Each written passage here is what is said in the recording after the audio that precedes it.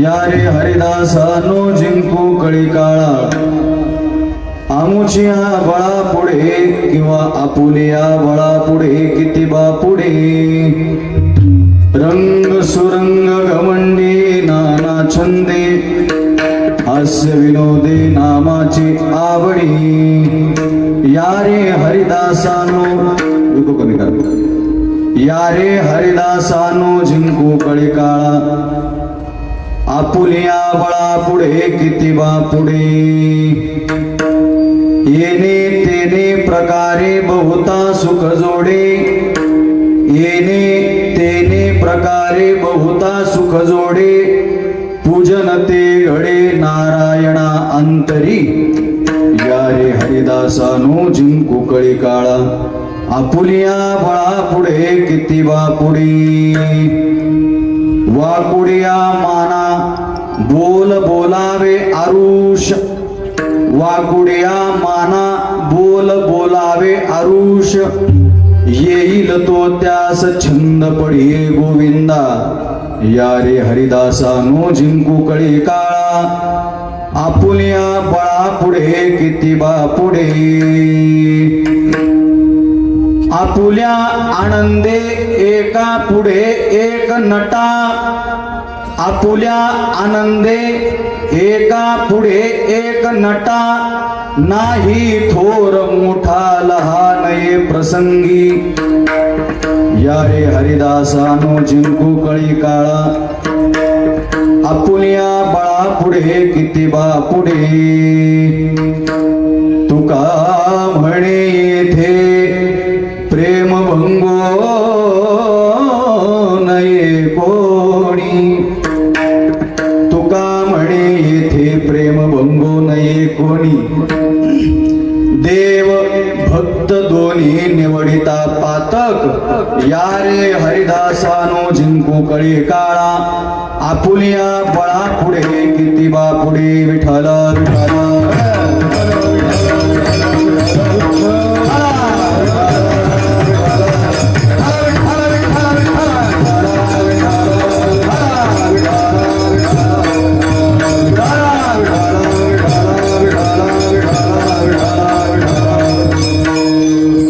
या रे हरिदासानो जिंकू कळी काळा विको कमी करा फक्त मॉनिटरला आवाज द्या मला आपुलिया बळा पुढे किती बा पुढे या रे हरिदासानो जिंकू कळी काळा आपुलिया बळा पुढे किती बा पुढे रिटर्न योऽन्त प्रविश्य मम वाचमिमां प्रसुप्तां संजीवयत्ति किल शक्तिधरस्वधाम्नां अन्यांशहस्तचरणश्रवणत्वगादीन् प्राणान् नमो भगवते पुरुषाय तुभ्यं कृष्णत्वदीय पदपङ्कजं पञ्जरान्ते अद्यैव मे विशतु मानसराजहंस प्राणप्रयाण समये कफवात पित्तैः कण्ठावरोधनविदो स्मरणं कुतस्ते तडिद्वास संनीलमेघाववासं रमामन्दिरं सुन्दरं चित्प्रकाशं वरं त्विष्टिकाया समन्यस्तपादं परब्रह्मलिंगं भजे पांडुरंगं पंढरीच्या देवराया दंडवत तुझे पा किंवा पांडुरंगा करू प्रथम नमन दुसरे चरण संताची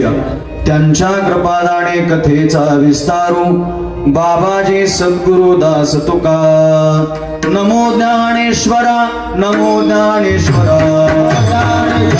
नमो ज्ञानेश्वरा नमो ज्ञानेश्वरा गुरुज्ञे उदारा सोपान देवा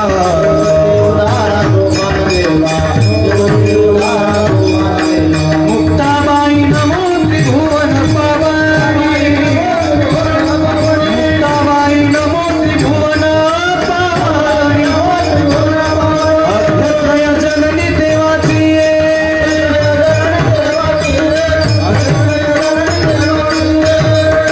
नमो ज्ञानेश्वरा निवृत्ती उदारा सोपान देवा मुक्ताबाई नमो त्रिभुवन पावनी आद्यत्रय जननी देवाचे किंवा ज्ञानेशं ज्ञानमूर्तिं च साक्षात् प्रेम स्वरूपिणीं नामदेव दयामूर्तिं नाथं वन्दे पुनः पुनः वैराग्यस्य परं मूर्तिं देहो क्षेत्र निवासिनं तुकाराम महाराष्ट्रम भक्तराज चतुष्टकम अधिष्ठान जेथे प्रतिष्ठान जे का जिथे जन्मला बाळ गुणातीतैका तयाचे निनामे चुके भवव्यथा नमस्कार माझा श्री सद्गुरु एकनाथा मस्तक माझा पायावरी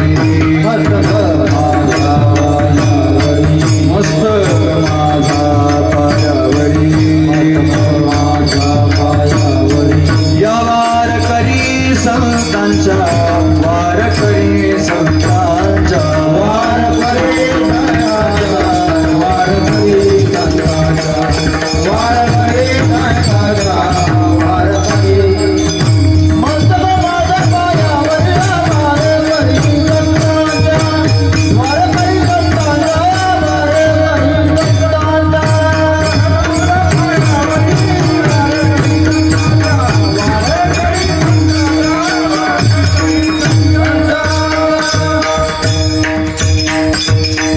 मस्तक माझा पायावरी या वारकरी संतांच्या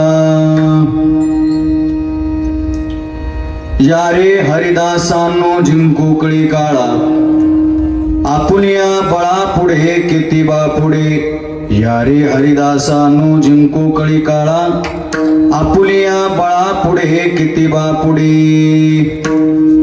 मुक्त कैवल्य तेजोनिधी भगवान श्री माऊली ज्ञानोबराय जगद्गुरु श्री संत तुकोबराय आदी करून सकल संतांच्या पदस्पर्शानं पुनीत पावन झालेल्या महाराष्ट्र भूमीला वंदन करून कीर्तन निरूपणाकरता जगद्गुरु श्री संत तुकोबरायांचा 6 चरणाचा अभंग आपल्या समोर गायलाय. या अभंगाद्वारे जगद्गुरु श्री संत तुकोबराय सगळ्या संत मंदियाळींना आपल्या आपसातले मतभेद दूर ठेवून या कळीकाळावरती विजय मिळवण्याकरता सगळ्यांनी एकत्र या अशी सांघिक हाक मारतात. विठ्ठल विठ्ठल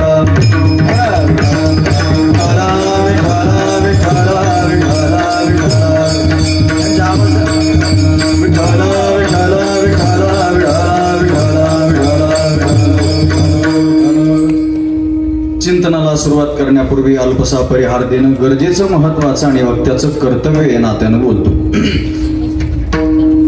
पुण्यसरीला गोदावरीच्या पवित्र तीरावरती बसलेलं हे नाशिक तीर्थक्षेत्र तीर्थक्षेत्र म्हणण्यामागे सगळ्यांना कारण माहिती आहेत, पण तरी सुद्धा 3 गोष्टी ज्या ठिकाणी एकत्रित संभवित होतात त्या ठिकाणाला सामान्य जागा न म्हणता त्याला तीर्थक्षेत्र म्हणत असतात. कारण कोणत्या कोणत्या 3 गोष्टी?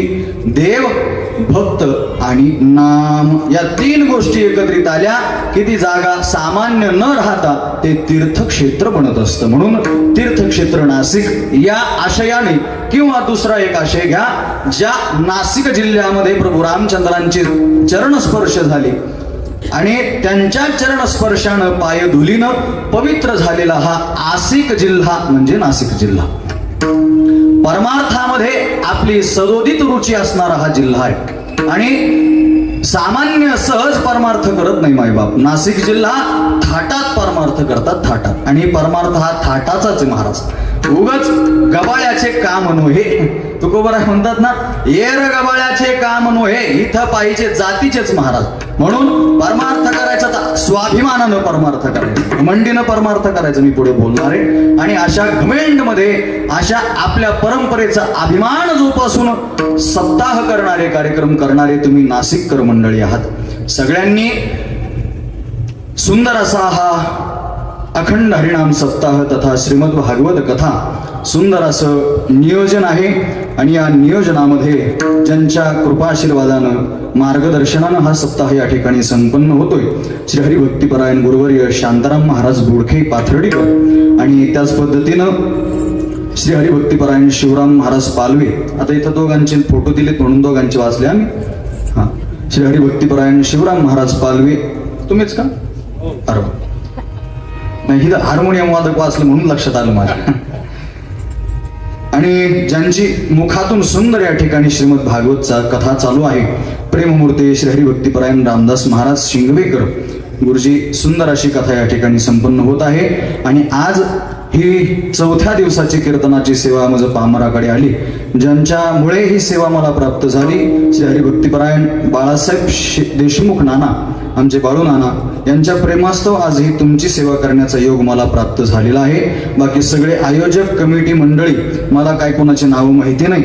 मी तुमच्या परिसरात प्रथमच आहे. नाशिक जिल्ह्यात आलोय बऱ्याच वेळा, पण तुमच्या परिसरात पाथर्डी नाक्यावरती प्रथमच आहे, म्हणून मला काही जास्त कोणाची नावं माहिती नाही. म्हणून नाव घेत असताना जास्त उल्लेख न करत फक्त जे मंडळी या ठिकाणी मला गरजेचे आहेत त्यांचेच नावं घेतो. आदरणीय श्री हरिभक्तीपरायण ज्यांनी सुंदर पंचपदीची साथ केली, प्रभुजी महाराज आहेत.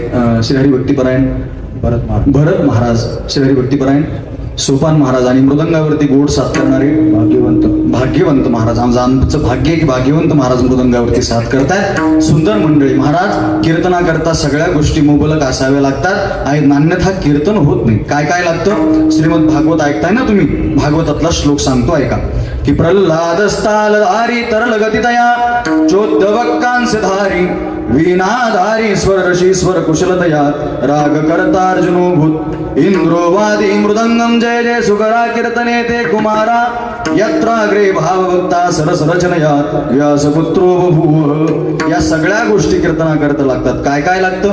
प्रल्हाद स्थालधारी तरल गतितया, प्रल्हादासारखे टाळ येऊन उभे असणारी मंडळी लागतात. पण कसे? तरल गतितया, ते लयीमध्ये वाजवणारे असावे लागतात. टाळ वाजवणारे लई आहेत, पण लईत वाजवणारे कमी आहेत. विठ्ठल विठ्ठल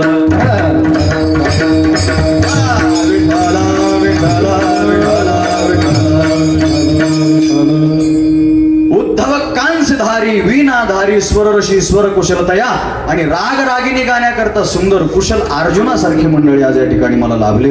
माझं परमभाग्य आहे. अजून इंद्रोवादी मृदंगम जय जय सुकरा, इंद्रासारखे मृदंग वादक, अजून त्यांचं देह पण अतिशय धिप्पाड आहे आणि हात पण तेवढाच स्पष्टता आहे. महाराज सुंदर मृदंग महाराज वाजवतात आणि ते सगळं तुमचं स्वरूप पाहिल्यानंतर मला शिवाजी महाराजच आठवले. मला असं वाटलं तुकोबरायांच्या कीर्तनाला शिवाजी महाराज येऊन बसत होते, आज आमच्या कीर्तनाला तुम्ही येऊन बसले ते शिवाजी महाराजांच्या स्वरूपात येऊन बसले. आमचं एवढं भाग्य नाही की छत्रपती आमच्या कीर्तनात येऊन बसतील आणि आमचं एवढंही भाग्य नाही की आम्ही स्वतःला तुकोबराय म्हणून घेऊ. फक्त त्या गाडीवरती आम्ही उभे म्हणून आणि सुंदर मृदंगाची साथ या ठिकाणी करतात. मग तुम्ही म्हणशाल महाराज आम्ही काय केलं? तुम्ही सुद्धा महत्वाचे. वक्ता तो वक्ता नव्हे, श्रोते नवीन नाही. कीर्तनकार नवीन असलं की मग असं होत. श्रोते वीण, श्रोत्यांशिवाय कीर्तनकार नसतो, वक्ता नसतो.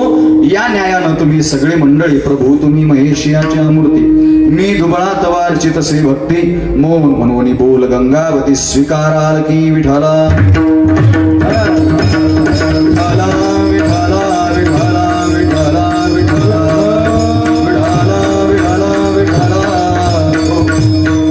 आणि आज दुग्ध शर्करा योग असा आहे आपला कार्यक्रम. मला नानांनी सांगितलं की आपण ब्रह्मलीन गजानन महाराजांच्या प्रगट दिनाच्या दिवशी आपण हा कार्यक्रम संपन्न करत असतो, तिथून पुढे चालू होत असतो कार्यक्रम. परंतु सलग काही कार्यक्रम आल्या कारणानं आपण तो कार्यक्रम थोडासा पुढे घेतला आणि आज विशेषतः आज छत्रपती शिवाजी महाराजांची जयंती आहे आणि या दोन्हींची सांगड घालून तुमच्या समोर मी चिंतन करण्याचा प्रयत्न करणार आहे. आपल्याकडे जो वेळ शिल्लक आहे त्या वेळेमध्ये आपण अभंगाचा सार्थ भावार्थ पाहण्याचा प्रयत्न करू. विठ्ठल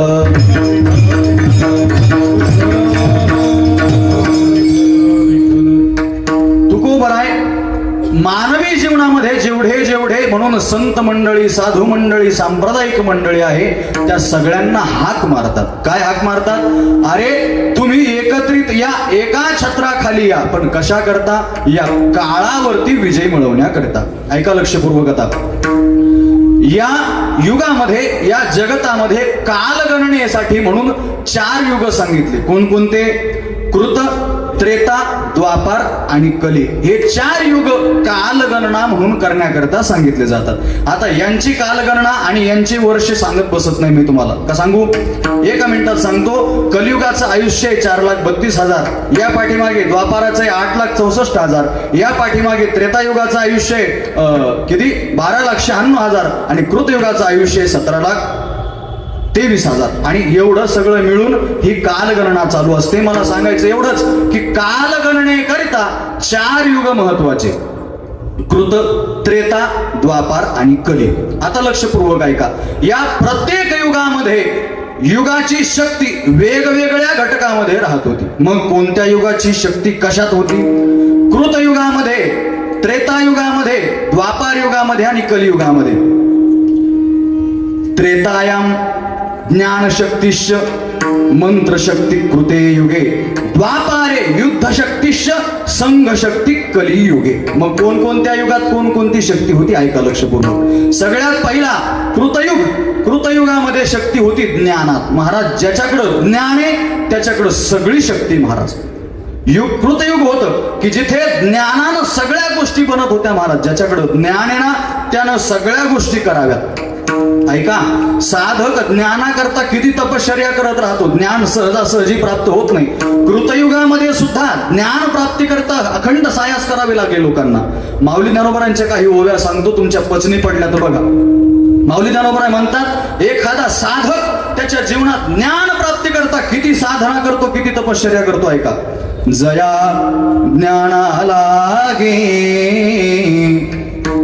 गगन गिळता ती योगे, स्वर्गाची अडवंगी उमरडोणी, न धरती सिद्धीची चाड, न करती रिद्धीची भिड, योगा ऐसे दुवाड हेळ सिद्धी, तपोदुर्गे ओलांडित, कृतकोटी ओवांडित आणि सघळोनिया सांडित, कर्मवल्ली नाना भजन मार्गी, एक धावत उघडा अंगी, एक रिघताती सुरंगी सुसुमनेची देईल गुरुसेवा, या बुद्धी पांडवा जन्म शताचा सांडोवा टाकीत जे. महाराजा फार अवघड ओव्या झाल्या, सोप्या सोप्या सांगतो ऐका.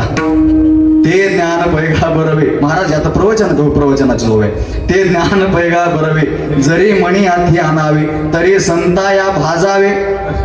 भाजावे नाही हो, बजावे. बजावे आहे ना, संताला भाजणारे काय कमी नाही महाराज. काय संताया बजावे सर्वस्वीसी, तनु मनो जीवे चरणासी लागावे, अगरवता करावे दास्य सकळ, मग अपेक्षित आहे आपले. ऐका लक्षपूर्वक. मला सांगायचंय, कृतयुगामध्ये ज्ञान शक्तीमध्ये सगळी शक्ती होती, ज्ञानामध्ये सगळी शक्ती होती. ज्ञानाशिवाय काही गत्यंतर नव्हतं. म्हणून सगळे माणसं ज्ञानाच्या पाठीमागे. पण ऐका, एका युगामध्ये दोन भिन्न भिन्न गोष्टी निश्चित पद्धतीने घडत राहतात. निश्चिततेनं. जसं कलियुगामध्ये धर्माधीनता ही आहे आणि अधर्मधीनता सुद्धा आहे. धर्माच्या मार्गाने चालणारे लोक काही कमी नाही, पण अधर्माच्या रस्त्यानं चालणारे लोक कमी नाही महाराज. अधर्माच्या रस्त्यानेही चालणारे भरपूर लोक आहेत. शिवाजी महाराजांच्या जयंतीच्या दिवशी दारू पिऊन नाचणारे काय कमी आहे का? नाही नाही महाराज. या अधर्माच्या रीतीनं चालणारे हेही कमी नाहीत महाराज. प्रत्येक युगामध्ये दोन पद्धतीचे लोक आपल्याला प्रत्येक युगामध्ये पाहायला भेटतील. मग कृतयुगामध्ये जसे ज्ञानाला महत्व होतं, तसं एका माणसाने, एका राक्षसानं, एका दैत्यानं अज्ञानाची फळीच उभी केली महाराज. कोण? हिरण्यकश्यपू. आणि त्याने ब्रीदवाक्यच घेतलं. काय ब्रीदवाक्य होतं हिरण्यकश्यपूचं? नाव घेऊन येली तयाचे ऐसे ब्रीद हिरण्यकश्यपूचे. हिरण्यकश्यपूनं ब्रीदवाक्य धरलं आपलं की देवाचं नावही घेऊ द्यायचं नाही कुणाला. मग काय करायचं? सप्ता करायचं तर हिरण्यकश्यपूच्या नावानं सप्ता करा, आशीर्वाद त्याचाच टाका. अभंग घ्यायचा तर हिरण्यकश्यपूचाच घ्या कीर्तनाला. एवढं म्हणजे वेद यज्ञ जेवढं काही होतं त्या सगळ्या गोष्टींमध्ये हिरण्यकश्यपूनं सांगितलं, माझ्या खेरीज कोणाचं नाव घ्यायचं नाही.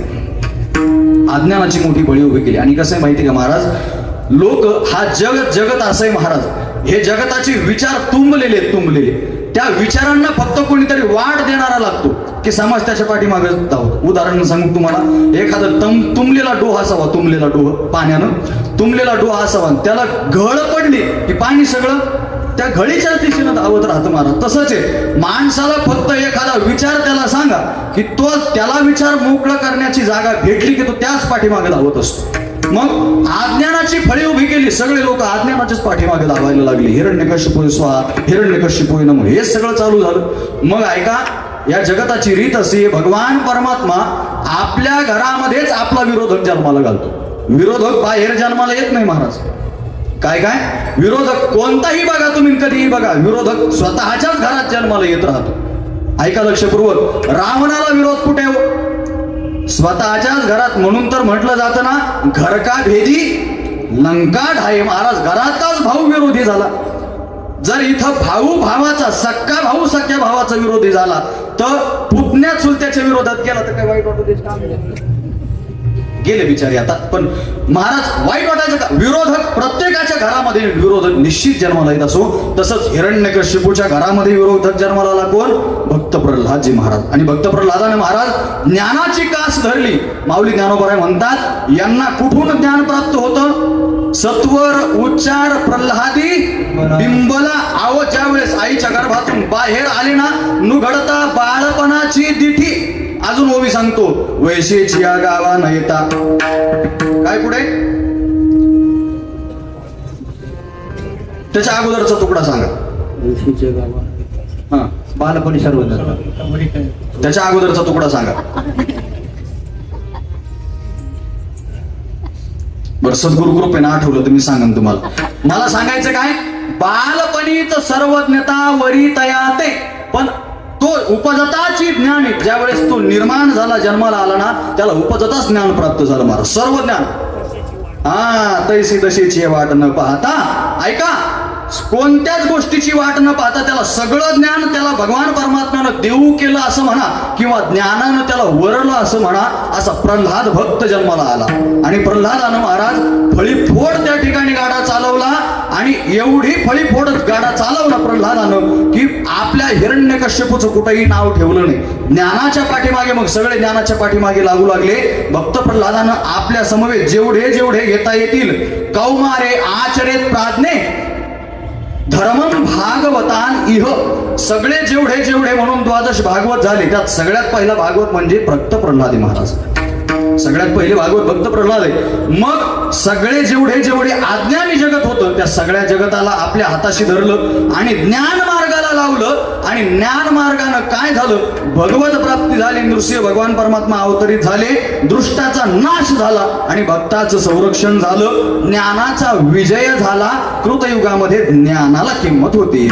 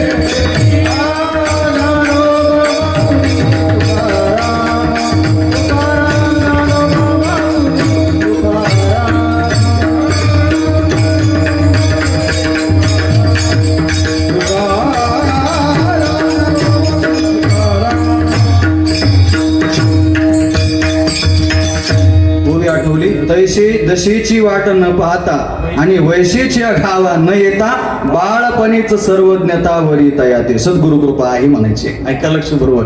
आता ऐका, प्रल्हादानं महाराज गाडा चालवला आणि असा चालवला की आपला बाप अज्ञानाची कास धरून चालत होता ना, अज्ञान हरवलं आणि ज्ञानानं अज्ञानावरती विजय मिळवला. कृतयुगामध्ये ज्ञानाला किंमत होती. कृतयुग गेलं, नंतर आलं त्रेतायुग.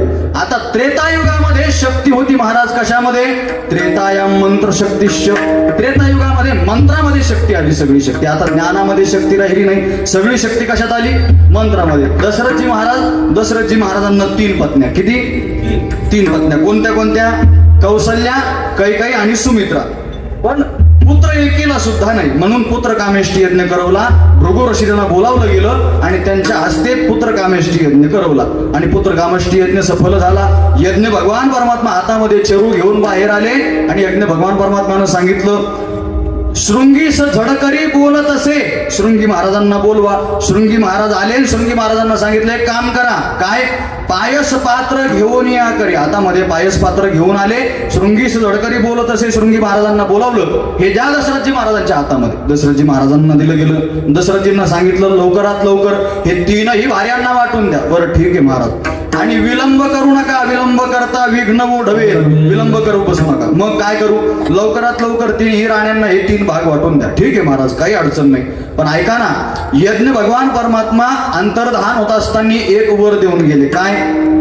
नामा म्हणे देव येईल पोटासी.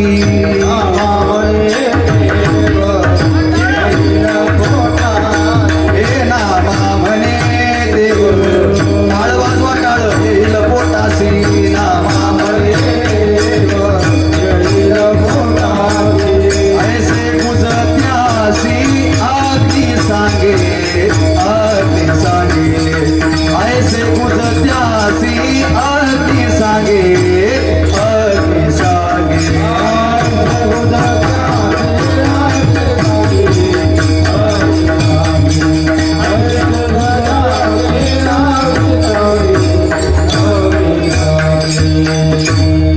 अग्नी भगवान परमात्म्यानं प्रकट होऊन सांगितलं नामा म्हणे देव येईल पोटासी. या तिघींच्या उदरातून साक्षात भगवान परमात्मा जन्माला येतील. त्या तिघींना पायस पात्र देण्याचं ठरलं. दशरथजी महाराज पुढे आले आणि कैकेयीला वाटलं आपण सुंदर आहे. सुंदरपणाचा अभिमान जणी त्यात गर्भिणी नामा म्हणे. महाराज सुंदरपणाचा अभिमान कोणाला नाही राहत महाराज? आम्हाला सुद्धा आहे. सगळ्यांना अभिमान पाहिजे. स्वतःच्या सौंदर्याचा अभिमान असतो प्रत्येकाला. म्हणून स्वतःच्या सुंदरपणाचा अभिमान घेऊन कैकेयी पुढे आली. कैकेयीने सांगितलं मला मुख्यमंत्री बनवा. मला पहिला प्रसाद द्या.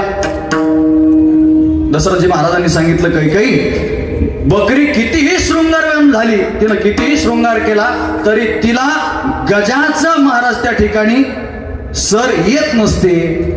म्हणून बकरीनं बकरीपणात राहावं. तिनं गजपणाचे स्तर त्या ठिकाणी आणू नये स्वतः. म्हणून कैकेयीला बाजूला केलं आणि पहिला भाग दिला कौशल्यला, दुसरा सुमित्रेला आणि तिसरा कैकेयी मातेला दिला. आता कैकेयीला आला राग. आपल्याकडे म्हणे तुमच्याकडे असेल का नाही मला माहिती नाही. आमच्याकडे अति राग भीक माग. महाराज अति राग भीकच मागायला लावतो. फार भयानक आहे महाराज क्रोध जीवनातला. म्हणून कैकेयीला आला राग आणि येताची तो राग विघ्न ओढवले. राग आला आणि विघ्न ओढवलं महाराज. पिंडघारीने जड केला. पिंडघार घेऊन गेली तिकडे अंजनीने सेवला. तो भाग जाऊ द्या. मग इकडे लागली रडायला. माझं तिकीट कापलं. आपलं माझा भाग गेला माझा भाग गेला माझा भाग गेला. म्हणजे आता काय करायचं? मी काय करू? आपली परंपरा आहे, आपली संस्कृती असं सांगते आपल्या घरी जर अतिथी आला, आपल्या घरी जर पाहुणा आला तर आपल्या टोपल्यात जर एक भाकरी असेल तर अर्धी भाकरी पाहुण्याला आणि अर्धी भाकर का पाहुणं बाहेर उपाशी ना. सगळीची सगळी आपण नाही. आपली संस्कृती सांगते अर्धी आपण खायची ना अर्धी पाहुण्याला द्यायची. मग या दोघींनी तसंच केलं. सुमित्रेनं आपल्या भागातला अर्धा भाग आणि कौशल्यनं आपला भागातला भाग कैकेयी मातेच्या हातावरती टेकवला. आता कैकेयीने 2 भाग पाहिले आणि कैकेयीला राहवलं नाही. आपल्याकडं मन आहे ना बघा, काय कधी नाही मिळलं घटकन मिळलं. मग कैकेयीने जसं पाहिलं पहिला भाग कोणी नेला होता? घारीनं. हा पण नेला तर काय करायचं? म्हणून जसे 2 भाग पाहिले तसे गपकन टाकले. आता टाकल्याबरोबर घास अडकले नारड्या. आता ते खाली जाईना वर येईना. श्वास घेता येईना. काहीच होईना. काय करावं? डोळे पांढरे करायला लागले. आता इथं कोणतं ज्ञान वापरायचं? मग वसिष्ठ महर्षी आले आणि वसिष्ठ महाराजांनी त्या ठिकाणी एक मंत्र म्हणला. इथं जर कोणी रामायणकार असेल तर त्यांना तो मंत्र माहिती असेल. ऐका लक्षपूर्वक. त्यांनी तो मंत्र म्हणला. आता हा मंत्र असा आहे महाराज, जर कोणाला जर जठराग्नीचा त्रास असेल, जठराचा त्रास असेल, पचन संस्थेचा त्रास असेल, त्याला पचन होत नाही, जठराग्नी त्याचं नीट काम करत नाही, मंदावलेला आहे जठराग्नी, किंवा मासे खाणारे लोक आहेत ना, मासे खाणारे लोक मासा खाता खाता काटामध्ये जातो. काटा माशाचा माहिती ना तुम्हाला? एवढं बरं झालं नाही म्हणले ते तरी बरं. मासा खाता आणि मासाच्या काटामध्ये जातो महाराज, पोटात जातो. आणि हा काटा असा आहे महाराज, भरत महाराज, हा काटा असा आहे, हा काटा माणसाचा काटा काढल्याशिवाय राहत. एवढा भयानक काटा आहे महाराज, एवढा भयानक काटा आहे. पण ऐका, हा मंत्र जर म्हणला तर त्या काट्याचं सुद्धा पाणी होतं. मग कोणी मागून म्हणून सांगा ना तेवढा मंत्र. तुम्ही मासे खाता कशाला? मंत्र सांगू मंत्र सांगायचं कॅन्सर. ऐका, हा मंत्र म्हणल्यानंतर पोटातल्या काट्याचं पाणी होतं. वसिष्ठजींनी मंत्र म्हणल्याबरोबर घास अडकलेला घास उदरामध्ये प्रविष्ट झाला आणि माता मोकळी झाली. महाराज मला इथं यायचंय. ऐका, ज्ञान शक्ती चालली नाही, वैद्य शक्ती चालली नाही, केवळ मंत्राच्या जोरानं आडलेली भगिनी नीट झाली. विठ्ठल विठ्ठल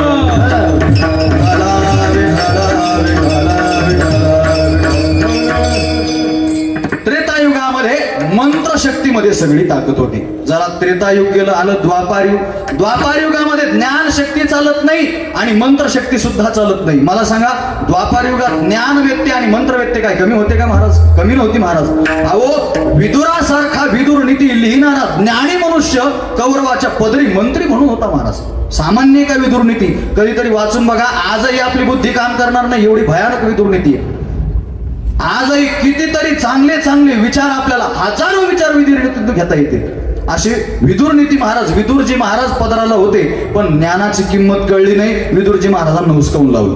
बरं, मंत्र व्यक्ती काही कमी होते का? भीष्माचार्य, द्रोणाचार्य, कृपाचार्य यांच्यासारखे तिमिंगिल बसली होत्या महाराज. सामान्य नाही. द्रोणश्च विप्लुष्ट मिदम मदंगम संतान बीजम कुरु पांडवानाम. एवढे मोठे मोठे महान महर्षी त्या ठिकाणी होते, मंत्रवेत्ते होते, पण त्यांची किंमत झाली नाही. मग कृष्ण कन्हैयाला वाटलं यांना ज्ञानाचंही कळत नाही आणि यांना मंत्राचंही कळत नाही. यांना भाषा कोणती कळते? यांना भाषा कळते फक्त युद्धाची. आणि काय माहितीये का महाराज? शाढ्यम प्रतिशाढ्यम कुर्यात आदरम प्रतिचादरम. जो आपल्या समोर ज्या बुद्धिभावानं येईल आपण सुद्धा त्याला त्याच बुद्धिभावानं शरण गेलं पाहिजे. मग समोरचा जर षड बुद्धीनं आला, ठक बुद्धीनं आला, तर आपण सुद्धा शाढ्यम प्रतिशाढ्यम करूया.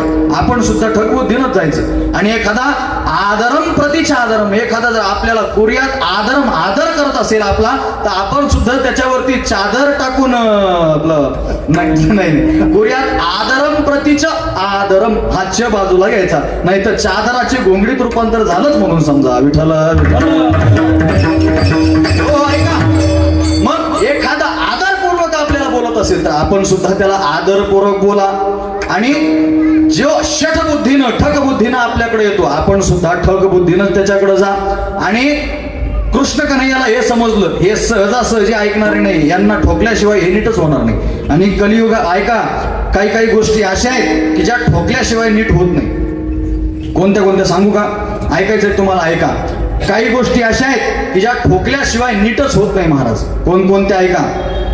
हेमदंडा, स्थिला, कांता. ऐका, याच्यातल्या कोणत्या कोणत्या गोष्टी तुमच्या लक्षात येतील मला माहिती नाही, पण तुम्ही लक्षपूर्वक ऐका. कांता हेममेदिनी दधिमंथनम चंदनम मर्दनम गुणवर्धनम. कोणकोणत्या गोष्टी ठोकल्यावर नीट होतात ऐका लक्षपूर्वक. सगळ्यात पहिली गोष्ट, ऊस घरात ठेवून राहा तुम्ही. ऊस किती दिवस ठेवून राहिला तो रस देईल? किती दिवस ठेवा त्याला? तो वाळून जाईल पण रस देणार नाही. त्याला चरख्यातच घालावा लागेल. तो ठोकल्याशिवाय रस देणार नाही. स्टील हा तीळ, पूर्वी तिळाचं तेल खाल्लं जायचं महाराज. आता कशा कशाचं तेल आलं, कशा कशाचं आपण खातोय आणि कोणकोणते आजार या तेलानं आपल्याला व्हायला लागले हे सांगायची गरज नाही महाराज. पूर्वी तिळाचं तेल खाल्लं जायचं, हे शुद्ध तेल असायचं. मग तीळ सुद्धा ठोकल्याशिवाय तेल देत नाही, त्याला सुद्धा ठोकावंच लागतं. तीळ हा. अजून कांता हा, पप्याची आई असो, ठोकल्याशिवाय नीट होत नाही. हेममेदिनी, जमीन ठोकल्याशिवाय नीट होत नाही महाराज. तुम्ही कोकणाच्या थोडस जवळ या. ऐका, कोकणामध्ये त्यांना घरासमोरची जमीन ज्या वेळेस नीट करायची असते त्यावेळेस ते काय करतात माहिती का? त्याच्यावरती सडा समार्जन करून त्याच्यावरती गाईचं शेण टाकून मग मोगरीनं तिला चोपटतात. मोगरीनं किती दिवस? 1 महिनाभर तिला मोगरीनं हाणावं लागतं, मोगरीनं चोपावं लागतं. कशाला? जमिनीला. हेममेदिनी. अजून दधिमंथनम, दही सुद्धा मंथन केल्याशिवाय लोणी देत नाही. चंदनम गुणवर्धनम, चंदन सुद्धा घासल्याशिवाय गुण देत नाही महाराज. या अशा गोष्टी आहेत की ठोकल्याशिवाय नीट होत नाही. म्हणून कृष्ण कन्हैयाला समजलं हे ठोकल्याशिवाय नीट होणार नाही, म्हणून युद्ध करावं लागलं. विठ्ठल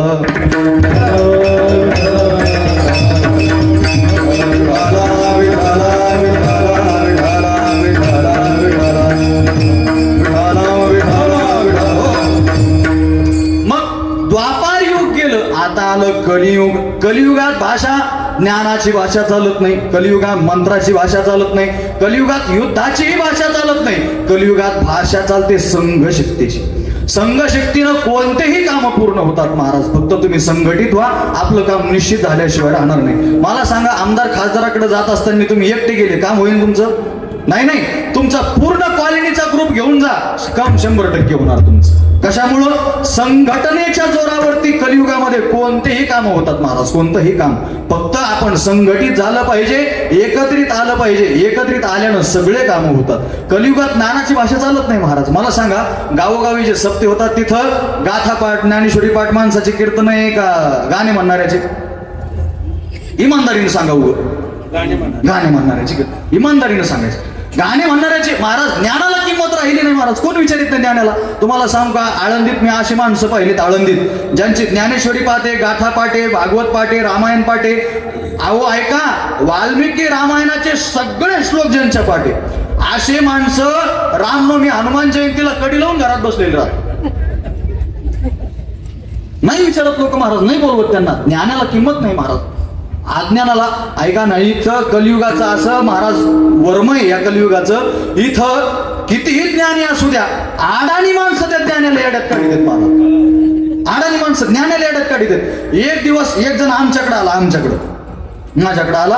आता मी काय, मला स्वतःला ज्ञानी म्हणत नाही मी, पण एक जण माझ्याकडे आला. तर कीर्तन केल्यानंतर काही लोकांना सवय असते महाराज खोड करायची, आणि ते फक्त खोडीसाठीच इथे येतात. कशा करता?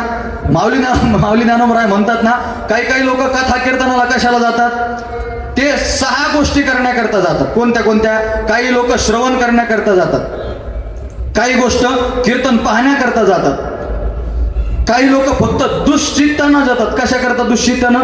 कार्यक्रमात कुठं कमतरता आहे, मग गोवा कसा आणलाय, दिसायला विद्रूप आहे का, तिराळा आहे का, कसा आहे, बरं तो नीट आहे तर गायक नीट आहे का, पखवाद्या नीट आहे का, नीट वाजवतो का, नीट गाते का, हे फक्त अवगुणच पाहण्याकरता दुश्चित्ती माणसं कीर्तनामध्ये. गाते श्रोते आणि पाहते, गाते श्रोते आणि पाहते.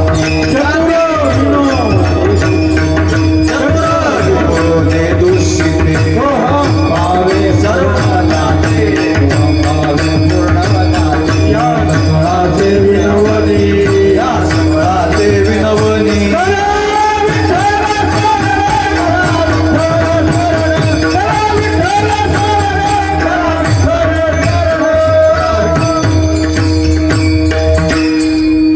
सकळा ते विनवनी.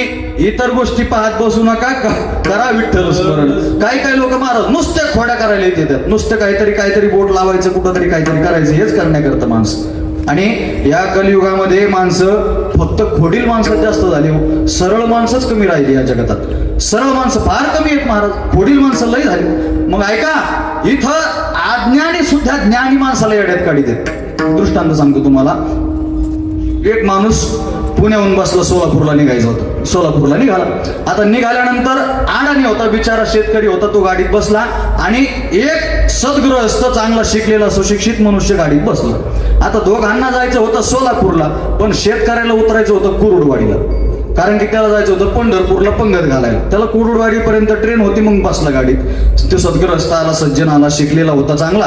त्यानं विचारलं, कुठं जायचं दादा? त्यानं सांगितलं कुरुडवाडीपर्यंत. मग 2-2.5 तास लागणार आहे म्हणे. हो लागणार. एक काम करू ना, काय करायचं सांगा? आपण प्रश्नमंजुषा करू. प्रश्नमंजुषा? पण मला काही येत नाही, मी अडाणी. अहो जसं येईल तसं, आपला वेळ गेला पाहिजे, फक्त टाइमपास झाला पाहिजे, बस चालेल म्हणे, काय अडचण नाही. मग एक काम करा म्हणे, काय करायचं? तुम्ही मला प्रश्न विचारायचा, मी तुम्हाला प्रश्न विचारेन. मला उत्तर नाही आलं तर मी तुम्हाला 10 रुपये देणार, आणि तुम्हाला उत्तर नाही आलं तर तुम्ही मला 10 रुपये द्यायचे. शेतकऱ्यांना सांगितलं, ऐका, मला सरकार सुद्धा सबसिडी देतं. सरकारकडून मला सबसिडी, तुम्ही 10 रुपये मागता, जमणार नाही. मला जर उत्तर नाही आलं तर मी 5 रुपये देणार, आणि तुम्हाला उत्तर नाही आलं तर तुम्ही 10 रुपये द्यायचे. जमल का? त्यांना सांगितलं, ठीक आहे जमल, काय अडचण नाही. पहिला मान शेतकऱ्याला विचारा प्रश्न. शेतकऱ्यानं प्रश्न केला, मला सांगा, 10 चोचीचा, 11 पायाचा, 12 पंखाचा पक्षी कोणता? तुम्ही सांगा, आजचं पाकिट तुम्हाला. आता तो विद्वान मनुष्य होता, शिकलेला होता, त्यानं बराच वेळ विचार केला. 10 पायाचा, 11 चोचीचा, 12 पंखाचा कोणता पक्षी ना सांगवा. त्यांना जेवढे ग्रंथ शिकले होते तेवढे डोक्यातून काढले परत, पण कुठंच त्याला उत्तर सापडलं नाही. तो म्हणला, हरलो गड्या. तो म्हणे, काढा 10 रुपये. शेतकरी म्हणे, काढा 10 रुपये. त्यांना दिले 2-2, 5-5 ठोकळे दिले आणि त्यानं सांगितलं मला नाही आलं पण तुम्ही सांगा ना. शेतकऱ्यानं सांगितलं मलाही माहिती नाही, हे घ्या 5 रुपये 5 खिशात. याला काय म्हणायचं, याला म्हणायचं आज्ञाने सुद्धा ज्ञानाला येड्यात काढीत आहेत. विठ्ठल विठ्ठल विठ्ठल विठ्ठल विठ्ठल विठ्ठल बोला पुंडलिक वरदा हरी विठ्ठल ज्ञानदेव श्री पंढरीनाथ भगवान की जय. महाराज ज्ञानाला इथं किंमतच नाही राहिली, कोण विचारित नाही ज्ञानाला. शेतकऱ्याला दुसरा प्रश्न विचारायला सांगितला, विचारा दुसरा प्रश्न. त्यानं सांगितलं हे वंजुळ भर हातामध्ये शेंगदाणे घेतले, त्यानं सांगितलं किती मोजा. त्यानं सांगितलं टाका तारीख ताटात मोजून सांगतो. त्यानं सांगितलं असं नाही अंदाजे सांगा किती. म्हणलं नाही जमत, काढा 10 रुपये, दिले 10 रुपये. त्यानं सांगितलं तुम्ही सांगा, हे काय वंजुळ भरेल म्हणे किती. सो आज्ञानी महाराज माणसं ज्ञानाला येड्यात काढीत. हे कलियुगाचं वर्म आहे महाराज, म्हणून ज्ञानाला इथं किंमत राहिली नाही. मग कोणी म्हणन आम्ही मंत्रशक्तीच्या जोरावरती ओम भगनी भागवतारी ओम पट स्वाहा म्हणून एखाद्याला ओळखू. हे लोक म्हणते ना हे कलियुग कलियुग आहे कलियुग, इथं मंत्राची शक्ती चालत नाही, चल निघ इथून तात्या इंच कुठं आला इकडं, मंत्रशक्ती जमत नाही. कोणी म्हणेन आम्ही युद्ध शक्तीनं त्याच्या समोर जाऊ, आम्ही काठी घेऊन जाऊ. तुम्ही काठी घेऊन जा, तो ट्रॅक्टर मधून टामी घेऊन उतरू. एवढं सोपं आहे का महाराज? युद्धाची भाषा कलियुगात चालत नाही. मग कलियुगात भाषा तरी कशाची चालते? कलियुगात भाषा चालते संघ शक्तीची, संघटनेची भाषा चालते महाराज. संघटित व्हा, एकत्रित व्हा. म्हणून तर योगीजी म्हणतात ना बटेंगे तो जरूर कटेंगे, नुसते कटेंगे नाही जरूर कटेंगे. जनरल नॉलेज म्हणून सांगतो तुम्हाला माहिती असावं म्हणून. आपल्या भारताची जनगणना झाली, कधी झाली? शेवटी 2011ला झाली. त्याच्या अगोदर 94ला झाली, बरोबर. 94ला ज्या वेळेस झाली त्यावेळेस आपल्या हिंदूची संख्या होती 90%. भारतामध्ये हिंदूची संख्या होती 90%. ज्यावेळेस 2011ला ही जनगणना झाली त्यावेळेस हिंदूची संख्या होती 75%. किती? 75%. आता ती 2020ला का 21ला होणार होती, पण ती कोरोनामुळे झाली नाही. आता पुढच्या वर्षी 27-28 साली ती जनगणना आहे. फक्त माऊली ज्ञानोबरायाकडे आणि गजानन महाराजकडे एकच प्रार्थना आहे, ते 75चे 30% येऊ नये म्हणजे झालं. कुठं चालले मला सांगा बरं, हिंदू चालले कुठे नेमकी? 80%चे 75 वर आले, 90चे 75 वर आले, 75चे 50 वर येऊ लागले. चालले कुठं हे हिंदू? महाराज कुठं चालले नाही, फक्त विघटन व्हायला लागलं. आपल्या हिंदूचं ज्ञान, आपल्या धर्मग्रंथाचं ज्ञान आपल्याला राहिलं नाही, म्हणून आपला धर्म सोडून दुसऱ्याच्या धर्मामध्ये प्रवेश करू लागले. विठ्ठल विठ्ठल. परधर्मीय म्हणला तुम्हाला पोरगी देतो, चालला त्याच्या पाठी. महाराज काय आहो, माझा भगवान परमात्मा गीतेमध्ये सांगतो स्वधर्मे निधन श्रेय परधर्मो भयावह. स्वतःच्या धर्मात मरण आलं तरी चालेल, पण दुसऱ्याचा धर्म स्वीकारायचा नाही. आज ज्यांची जयंती आहे त्यांचे सुपुत्र छत्रपती संभाजी महाराज, महाराज स्वतःच्या जीवाचं बलिदान केलं. औरंगजेबानं सांगितलं माझी मृगनयनी कन्या देतो तुला, जमलं नाही महाराज, नाही म्हणले. संभाजी महाराजांनी उलट उत्तर दिलं, तुझी मृगनयनी कन्या सोड, तुझी स्वतःची बायको दिली तरी सुद्धा धर्म सोडणार नाही. एवढी प्रखरता असावी लागते महाराज. नाही तर आपण म्हणलं, आपल्याला म्हणलं तुला पोरगी देतो लग्नाला, चल लगेच चालते त्याच्या पाठी बघायला वाटत. एवढे शंड कसे झाले हो आपण? आपला धर्म सोडून आपण दुसऱ्या धर्मात चाललो, काय कारण? आपल्याला आपल्या धर्माचं ज्ञान शिल्लक राहिलं नाही महाराज. आपण आपले धर्मग्रंथ वाचत नाही, आपल्याला कोणी धर्मग्रंथाचं ज्ञान सांगणारं कोणी राहिलं नाही. नेमकी हिंदू काय हे सांगणारे कोणी जिवंत राहिले नाही, म्हणून आपल्यावरती ही आग आहे. विठ्ठल विठ्ठल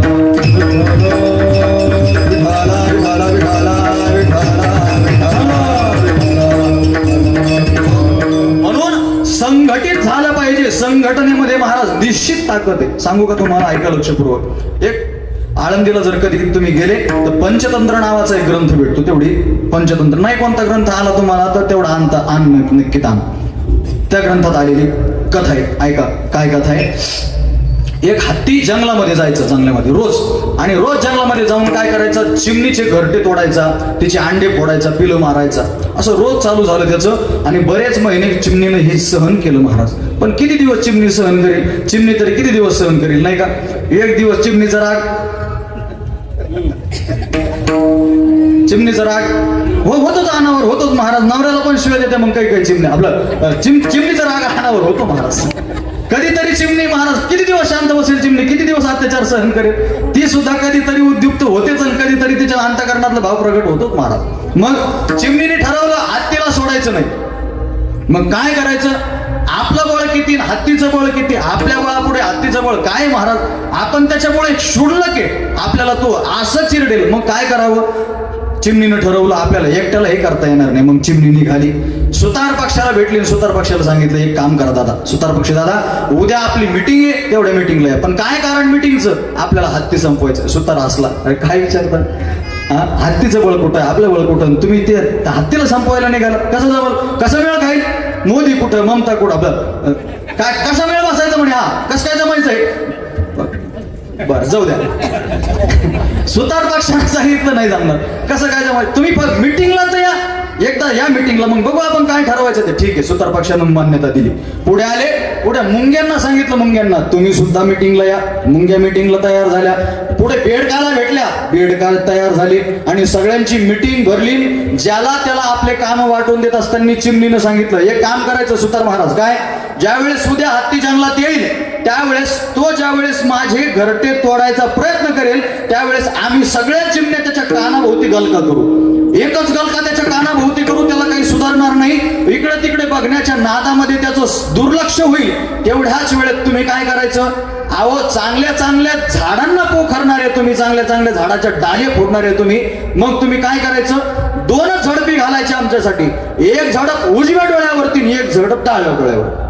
दोन्ही डोळे गेले. मुंग्यांना सांगितलं दोन्ही डोळे फुटले की हत्ती खाली बसेल. यांच्या झडपीपासून वाचण्याकरता हत्ती खाली बसला की सगळ्या मुंग्यांनी कानात शिरायचं सगळं, आणि नुसता चावा घ्यायचा कडाडून.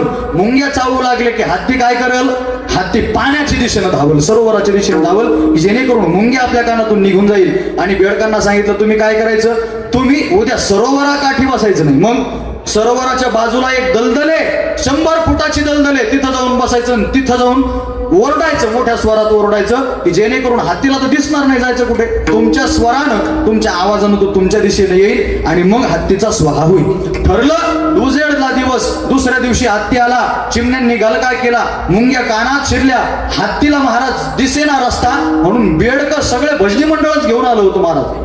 आणि षडजाच्या स्वरामध्ये चालू झाला त्यांचा स्वर आणि हत्ती त्या दिशेनं धावला आणि गेला, दलदलीत फसला. फसल्याबरोबर हत्तीचा नायनाट झाला. आता मला उत्तर द्या, चिमणीचं बळ जास्त का हत्तीचं बळ जास्त, बोला चिमण्या, आपलं महिला बोला, हत्तीचं बळ जास्त का चिमणीचं बळ जास्त, चिमणीचं बळ जास्त. अजून विचारा, सुतार पक्षाचं बळ जास्त का हत्तीचं बळ जास्त, हत्तीचं बळ जास्त. मुंग्याचं बळ जास्त का हत्तीचं बळ जास्त, हत्तीचं बळ जास्त. बेडकाचं बळ जास्त का हत्तीचं बळ जास्त, हत्तीचं बळ जास्त. महाराज याच्यातला एकटा कोणीही आला असता तरी हत्तीला हरवू शकला नसता, पण सगळे संघटित झाले. जंगलाचा राजा असणारा हत्ती संपवला, तसं आपण सगळे संघटित झाल्यानंतर कितीतरी अशी उन्मत्त हत्ती आपण सहज संपू शकू. विठ्ठल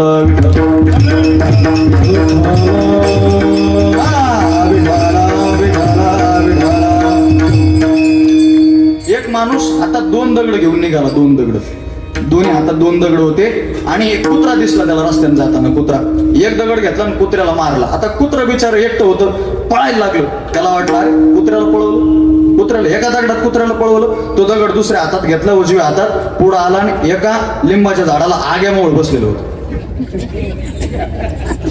ऐका, झाडाला आग्यामोळ बसलेलं होतं. आता दगड घेतला आणि फेकला, आग्यामोळाला मारला. आता काय होईल मला सांगा, आग्या मावळानं याला पळवलं. ऐका, दोन्ही गोष्टींमध्ये साम्य काय दिसतं, कुत्रा एकटा होता म्हणून कुत्र्याला पळावं लागलं, पण आग्या मोळ एकत्रित आलं, याला पळवून लावलं. विठ्ठल विठ्ठल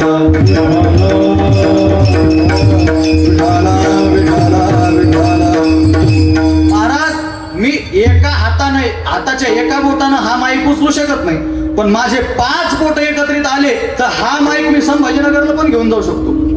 आता घेऊन नाही जाणार मी, पण घेऊन जाऊ शकतो महाराज. पण कधी हाताचे पाचही बोट एकत्रित आल्यावरती. एका बोटानं काम होत नाही का, ते एकटं पडलं म्हणून. पण 5 बोट एकत्रित आले की ते काम निश्चित होतं. एकीचं बळ म्हणून आपल्याला सगळ्यांना कथा सांगितली जाते महाराज. म्हणून संघटित व्हा. तुकोबरायांनी सांगितलं, हो किती दिवस आपापसातले मतभेद एकत्रित ठेवून तुम्ही जगणार आहात. आणि महाराज संप्रदायाचं आपल्या दुर्दैव असं, संप्रदायामध्ये एवढा मतभेद, एवढा जातीय भेद, एवढा प्रांतीय भेद संप्रदायामध्ये घुसला की आता देव जाणे पुढे या संप्रदायाचं काय होईल. महाराज फार भयानक गोष्ट झालेली आहे. आमच्या परिसरामध्ये माळी, इथं कोण नाही ना माळी, नाही ना, आहे आमच्या परिसरात, नाही नाही असू दे काय अडचण नाही. आमच्या परिसरामध्ये आहे माळी लोक, माळी समाज आहे, मराठी समाज आहे. पण समाजानं काही केलेल्या नाही गोष्टी. पण आमच्या आतले काही किडे असे आहेत की त्यांनी माळी समाज वेगळा केला आणि मराठा समाज वेगळा केला. ते मराठ्याचे कीर्तनकार फक्त मराठ्याच्याच कार्यक्रमात आणि माळ्याच्या कीर्तनात फक्त माळेच कीर्तनकार मराठ्याचे. एवढं भयानक परिस्थिती झाली महाराज. आणि एवढंच नाही, कीर्तनकाराचं द्या सोडून, गायक वादक जेवढे गुणीजन मंडळी ते सुद्धा त्यांच्याच जातीचे पाहिजे. कशा करता हो हा मतभेद, कशा करता. तुकोबरायांनी आपल्याला काय सांगितलंय हो, अहो याता याती धर्म नाही विष्णुदासा. कोणाचा निर्णय हा? निर्णय हा ऐसा वेदशास्त्री, वेदशास्त्राचा निर्णय महाराज. विष्णुदासाला धर्माचं याता यातीचं काही नसतं. जग वैष्णवांचा धर्म, जग वैष्णवांचा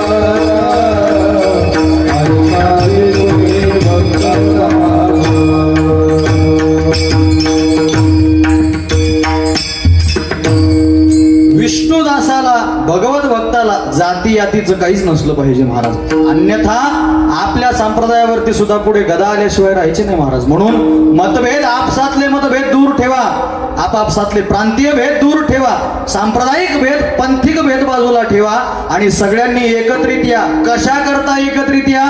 तुकोबराय म्हणतात, या काळावरती विजय मिळवण्याकरता एकत्रित या. या रे हरिदासा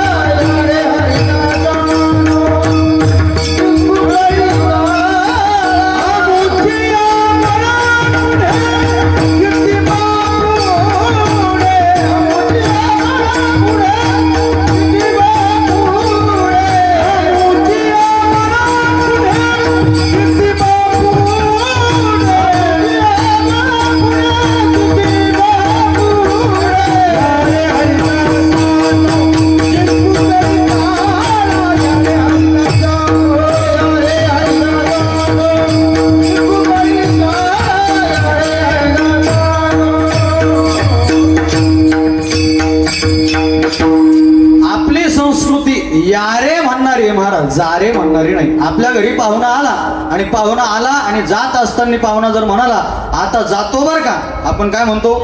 जातो न का म्हणू, येतो म्हणा. आपली संस्कृती यारे म्हणणारी आहे. यारे यारे लहान थोर,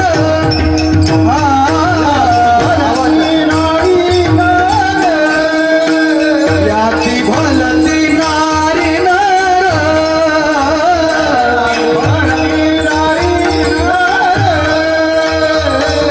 कडावा विचार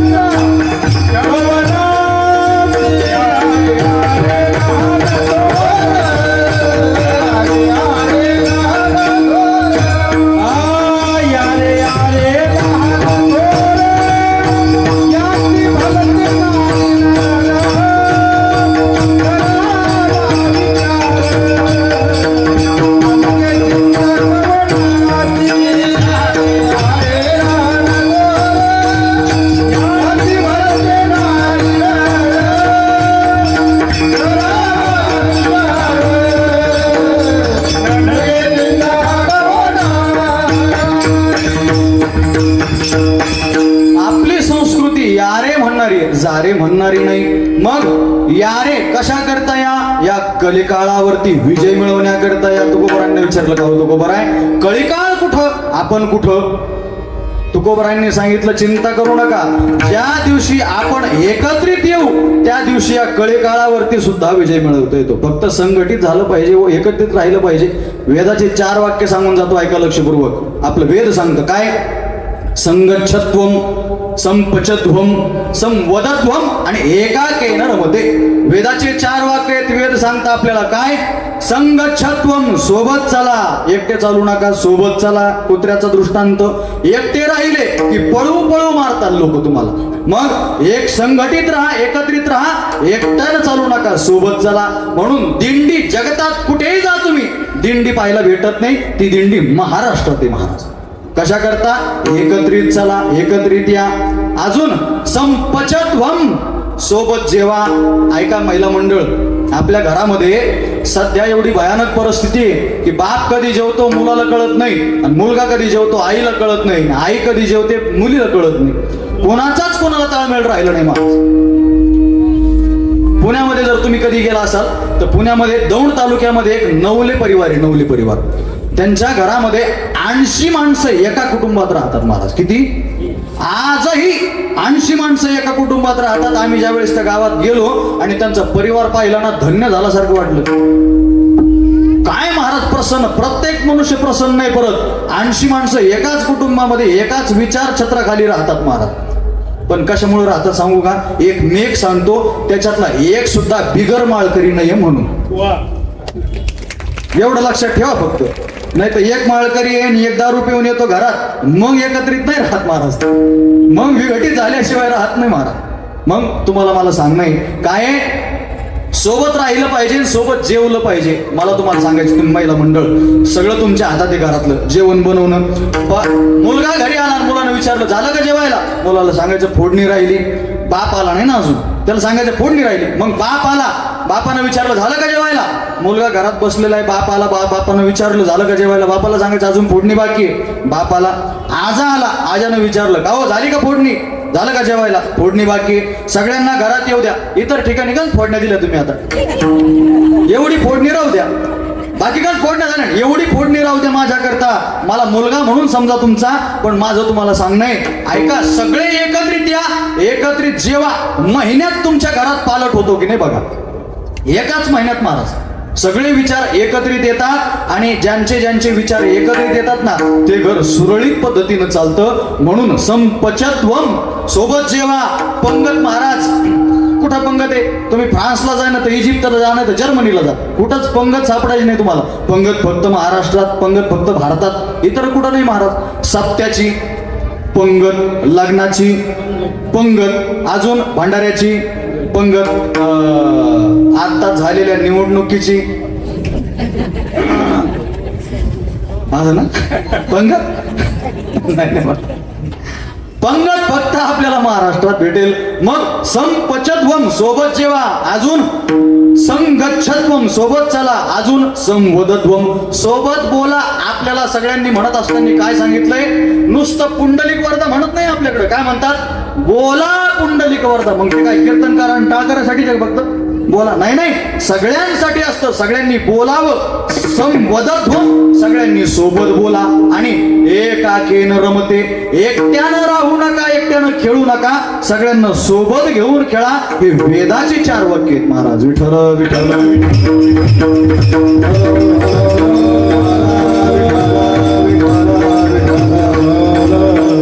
अजून एक छान एक विचार स्फुरला म्हणून सांगतो, ऐका लक्षपूर्वक. शास्त्र म्हणतं, न्यायाचा वृक्ष, स्वातंत्र्याचा वृक्ष हा न्यायाच्या जोरावरती उभा राहतो, न्यायाच्या मुळावरती उभा राहतो, स्वातंत्र्याचा वृक्ष. अजून वैभवाचा वृक्ष हा कष्टाच्या मुळावरती उभा राहतो. अजून सुराज्याचा वृक्ष हा योग्य न्यायाच्या मुळावरती उभा राहत असतो. आणि ऐका, या जगतामध्ये एकत्रीकरणाचा वृक्ष जो आहे तो संघटनेच्या मुळावरती उभा राहत असतो. लक्षपूर्वक ऐका, या जगतामध्ये जर तुम्हाला सुराज्य निर्माण करायचं असेल तर त्याच्याकरता न्याय असावा लागतो. सुराज्य हे न्यायाच्या जोरावरती उभं राहतं महाराज, न्यायाच्या मुळावरती. अन्यथा न्याय नसेल तर ते राज्य होईल पण सुराज्य होत नाही. छत्रपती शिवाजी महाराजांनी केवळ राज्य नाही उभं केलं, सुराज्य उभं केलं आणि स्वराज्य उभं केलं महाराज छत्रपती शिवाजी महाराजांनी. पण का? न्यायी होते महाराज, न्यायी होते. अजून एक अलीकडचं उदाहरण सांगतो तुम्हाला. छत्रपती शिवाजी महाराजांच्या 2 गाद्या झाल्यानंतर, कोणकोणत्या? एक सातारा गादी आणि एक कोल्हापूर गादी. त्यापैकी सातारा गादीच्या अधिपती होत्या अहिल्याबाई. कोण? अहिल्याबाई होळकर. ऐका, अहिल्याबाईंनी सातारा गादीचं पद आपल्या खांद्यावरती सोपवत असताना आता कोणताही पुढारी आपल्या पोरालाच पुढे काढतो महाराज, बरोबर आहे का नाही? कोणताही असू द्या, कोणता राजकारणी असू द्या, राजनेता असू द्या किंवा कोणी असू द्या, कोणी आपल्याच पोराला पुढे घालतं ना. पण अहिल्या माता याच्याकरता अपवाद ठरल्या. अहिल्याबाईंचा विचार केला अहिल्याबाईंनी की आपला मुलगा वाचरट निघाला आणि हा छत्रपती शिवाजी महाराजांच्या गादीला कलंक ठरेल, म्हणून एकमेव अशी माता या जगतामध्ये झाली, एकमेव अशी माऊली झाली, तिनं आपल्या मुलाला, स्वतःच्या पोराला हत्तीच्या पायाखाली दिलं. ऐका लक्षपूर्वक, हत्तीच्या पायाखाली दिलं आणि न्याय घडवला. अशी न्याय घडवणारे जर असेल तर सुराज्य उभं राहतं, अन्यथा उभं राहत नाही. सुराज्य उभं राहायचं तर त्याच्याकरता न्याय असावा लागतो. म्हणून तर त्या माऊलीला आज न्याय प्राप्त झाला. अहमदनगरचं नाव अहिल्यानगर झालं. अहमद कोण कुठला आपलं काय घेणं देणं त्याच्याशी, पण अहिल्यानगर नाव झालं, त्या न्यायी माऊलीला न्याय प्राप्त झाला. ऐका पुढे, वैभवाचा वृक्ष हा कष्टाच्या मुळावरती उभा राहतो. तुम्हाला वैभव भोगायचे ना, मोठा बंगला पाहिजे, फॉर्च्युनर सारखी गाडी पाहिजे, मुलाला बुलेट सारखी मोटरसायकल पाहिजे, बायकोला लुना पाहिजे. महाराज तुम्ही म्हणशाल आम्हाला लुनावरच भागीलं का? तुमचं बरं आहे लुनावरच, नाही तर तुम्हाला जर 4 व्हीलर दिली ना चालवायला तर पापा के परियो के गजब कारनामे ऐकायला भेटतात. मग महाराज एका बाईनं आमच्याच अंगावरती गाडी घातली महाराज त्या दिवशी. मी म्हणलं काय वहिनी काय करताय? तिनं सांगितलं शिकते. म्हणलं ऊसाचा ट्रॅक्टर आल्यावर शिका, बुवा आल्यावर नका शिकू. म्हणजे आमच्याच अंगावर. म्हणून ऐका, वैभव भोगायचं ना, वैभवाकरता काय करावं लागतं? कष्टाच्या जोरावरती वैभवाचा वृक्ष उभा राहत असतो. आणि जर एकत्रित यायचं असेल, एकत्रीकरण तुम्हाला करायचं असेल आणि याला स्वातंत्र्य मिळवून घ्यायचं असेल तर त्याच्याकरता हा वृक्ष संघटनेच्या जोरावरती उभा राहतो. याच्याकरता संघटित व्हा, एकटे राहू नका, एकत्रित या, एकत्रित सगळ्यांनी. ऐका, आमच्या गुरुजींनी सांगितलेलं एक दृष्टांत सांगतो. काय झालं? एकादश होती म्हणे. एकादश तुम्ही धरता का एकादश? किती टाइम खाऊ? काय तुझा जीव जातो एकादशी आणि फराळाची मिशी धनी घेशी.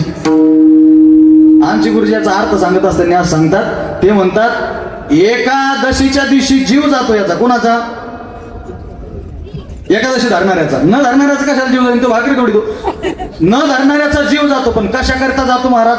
फराळाच्या मिशे धनी घ्यायची. फराळाच्या मिशे म्हणजे मला कधी फराळ येतं, कधी फराळ येतो, कधी फराळ येतो. बरं, फराळ करताना काय कमी फराळ करतो का आपण? डबल कोयता मारून गाडी भरतो आपण. डबल कोयता मारून, ते कळतं का तुम्हाला? डबल कोयता मारून गाडी भरणं.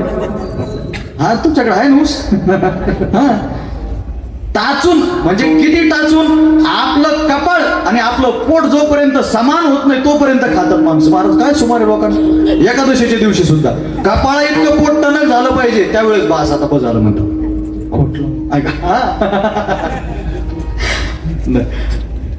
काय सांगत होतो मी? ऐका लक्षपूर्वक.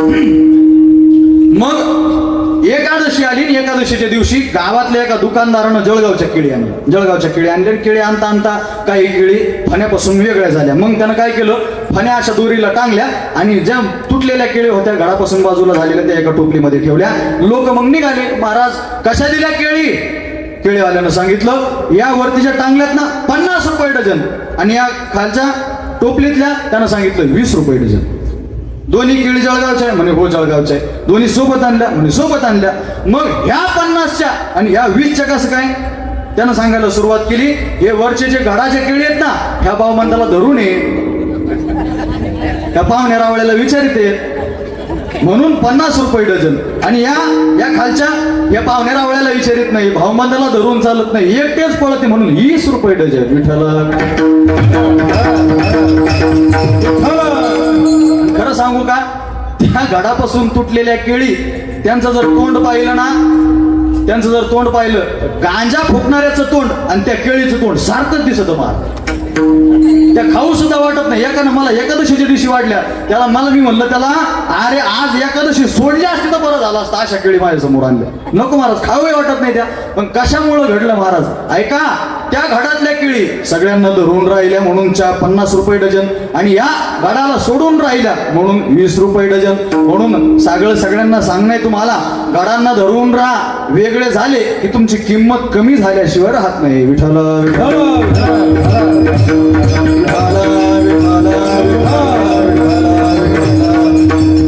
एवढा केळाचा दृष्टांत घरी घेऊन जा. नाही तर नेला नाही ना तुम्ही तर मी समजन तुम्हाला यातलं वांग कळत नाही. वांग तुम्ही पुढचं बोलले महाराज, एवढं पुढचं नाही बोलता येणार तुम्हाला. लक्षपूर्वक ऐका. आपण कधी एकत्रित यायचो, किती दिवस आणि किती सांगायचं. आता काय उभाटे पाळी धरत तुमच्यावर, किती महाराज किती सांगायचं महाराज मंडळींनी, किती ओरडू सांगायचं. एकत्रित या, संघटित व्हा मायबाप. उद्या दिवस असा येणार आहे आपल्यावरती की पुन्हा परकीय आपल्यावरती आक्रमण करतील, पुन्हा आपल्यावरती स्वराज्यातंच आल्याशिवाय राहणार नाही. महाराज मला सांगा, नियम फक्त आपल्या करता आहे का त्यांच्या करता पण आहे? त्यांच्या करता पण आहे. मग आपल्या करता काय नियम आहे? हम दो हमारे दो, बरोबर आहे. आता एकच आहे, हम दो हमारा एक. बरं, त्यांच्यासाठी नियम हम दो हमारे किती. एवढा फापट पसारा पांगले राहतो महाराज त्यांचा. बरं, त्यांच्यात असं आहे फक्त सख्खी बहीण करता येत नाही तर बाकी सगळं चालतं महाराज त्यांच्यात, काहीही चालतं त्यांच्यात. मग आपण थोडस जागृत झालं पाहिजे, आपण संघटित आलं पाहिजे. मला सांगा आता पाठीमागे महिन्यापूर्वीच तुम्ही न्यूज वाचली की नाही वाचली मला माहिती नाही, राम मंदिरावरची भोंगी यांनी खाली उतरवले का? आम्हाला हा आवाज ऐकू वाटत नाही म्हणे, सकाळ सकाळचा काकडा तुमचं रात्री 10 वाजेपर्यंत कीर्तन करता, आम्हाला जमणार नाही आवाज अजिबात. म्हणून भोंगे एसपीला आणि एक दिवसचा प्रसंग असतात. तुम्ही युट्यूबला क्लिप पाहिली की नाही मला माहिती नाही. कीर्तनकाराचं कीर्तन अर्ध्यात बंद करावं लागलं कीर्तनकारांना. बरं, कोण घेऊन आलता? एसपी एसटींना तेच लोक घेऊन आले होते. आम्हाला जमत नाही म्हणे, 10 वाजल्याच्या पुढे कसं काही कीर्तन करतात, बंद करा यांचं कीर्तन. आणि हे सुद्धा एवढे विचित्र आहेत महाराज, यांनी सुद्धा कीर्तन बंद केलं. मग किती दिवस आपण हे सहन करणार आहे आणि किती दिवस तुम्ही डोळे झाकून बसणार?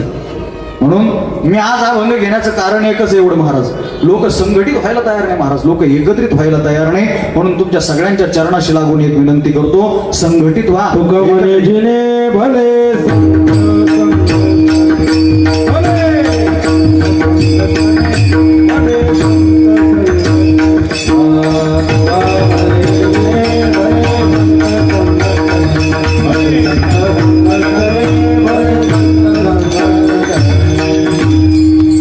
संघटित झालं पाहिजे, आपलं जीवन संघटनेमध्ये राहिलं पाहिजे, तर आपल्या जीवनाचा अर्थ आहे. मग संघटित झाल्यानं काय होईल? तुकोबराय म्हणतात त्या काळावरती विजय मिळवता येईल. त्या काळावरती महाराज, काळावरती विजय मिळवणं एवढं सोपं आहे का?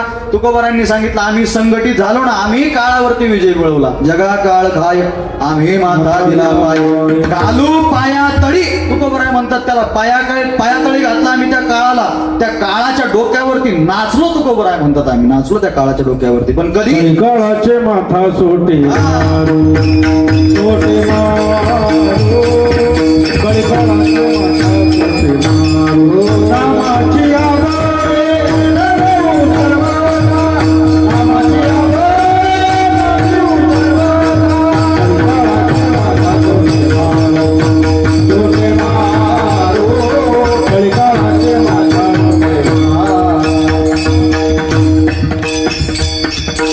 भागवतातलं एक श्लोक आणि हे प्रमाण तंतोतंत बसतं महाराज. काय प्रमाण आहे का?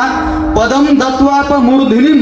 ज्या वेळेस या जगतामध्ये आलेली ती मुलगी काळावरती विजय मिळवण्याकरता त्या काळाच्या डोक्यावरती पाय ठेवून गेली.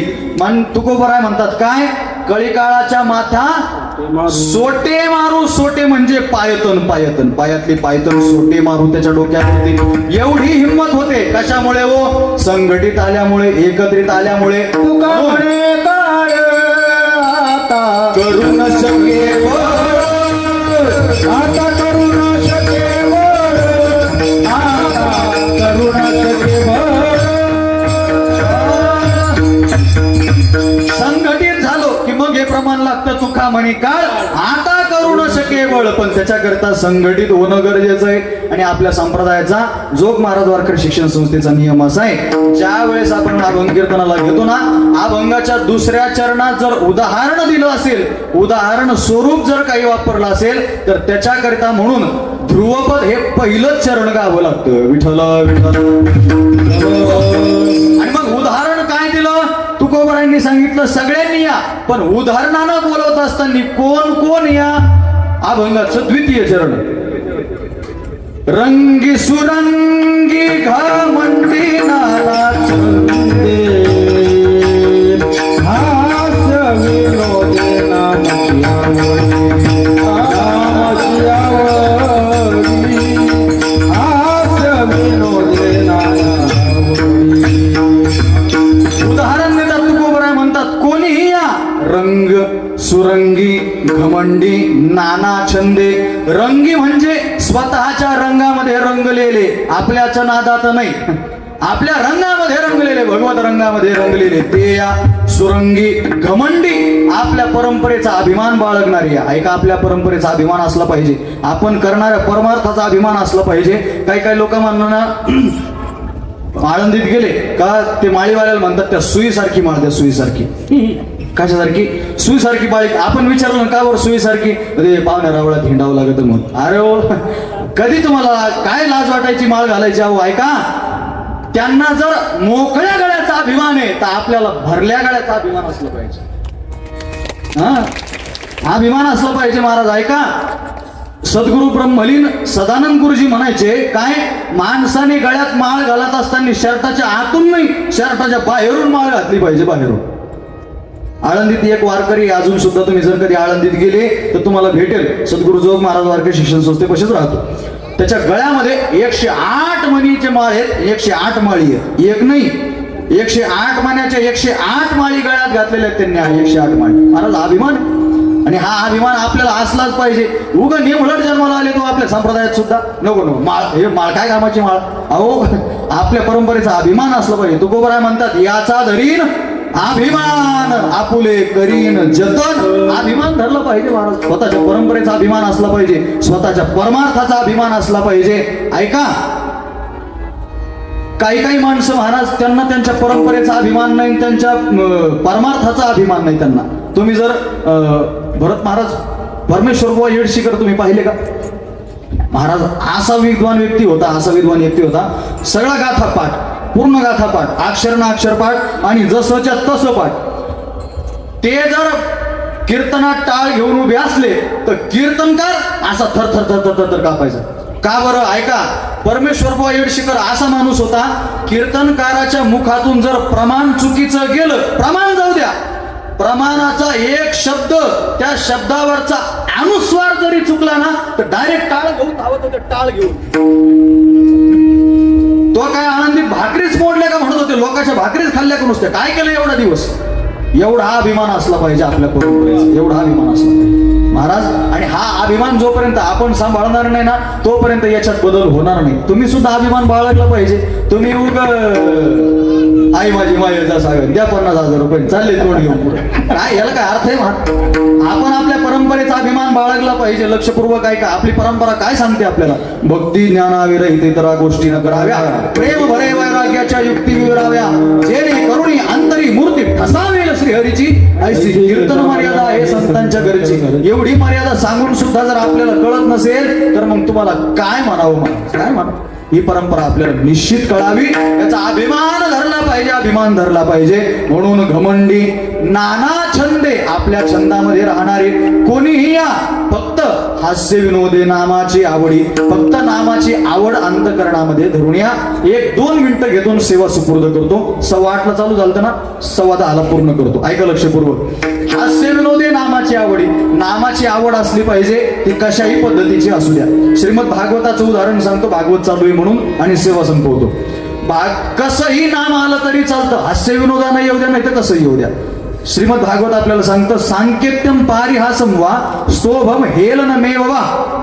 कसंही नाव आलं तरी चालतं, संकेतानं नाव येऊ द्या देवाचं तरी तुमच्या जीवनाचा उद्धार निश्चित होणार आहे. संकेतानं म्हणजे आपल्या मुलाचं नाव नारायण ठेवा, आपल्या मुलाचं नाव कृष्ण ठेवा, आपल्या मुलाचं नाव राम ठेवा आणि त्यालाच हाक मारत राहा. देवाला हाक मारायची म्हणून मारू नका. फक्त आपल्याच मुलाला हाक मारत राहा. रामा इकडे, कृष्णा इकडे, भरत इकडे, लक्ष्मण इकडे, शरद इकडे, शत्रुघ्न इकडे. भरत म्हणजे यांना नाही म्हणलो मी रे, तुम्ही वेगळा अर्थ घेऊ नका. आपल्या फक्त मुलाचं नाव भगवान परमात्म्याच्या नावावरती ठेवा आणि त्यांचं नाव घेता घेता, त्याच मुलाचं नाव घेता घेता एक दिवस असा येईल की भगवान परमात्मा आपल्याला आपल्या निजधामाला तुम्हाला घेईल. तयासी विमान पाठविले, तयासी विमान पाठविले,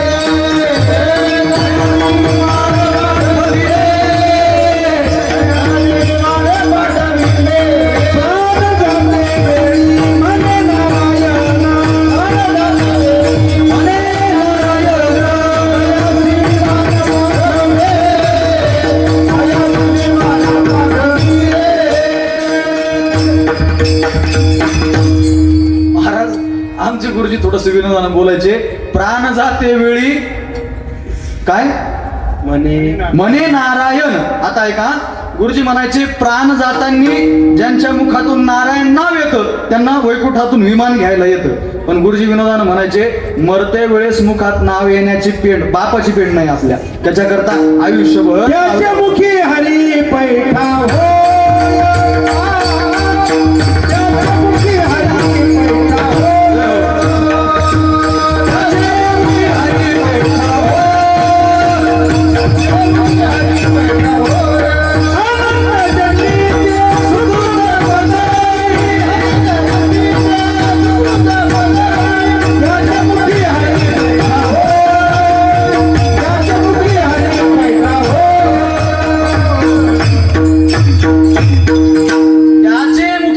पैठा हो, कुणाचे अनंत जन्माचे सुकृत पदरी. अनंत जन्माचं सुकृत असावं लागतं महाराज.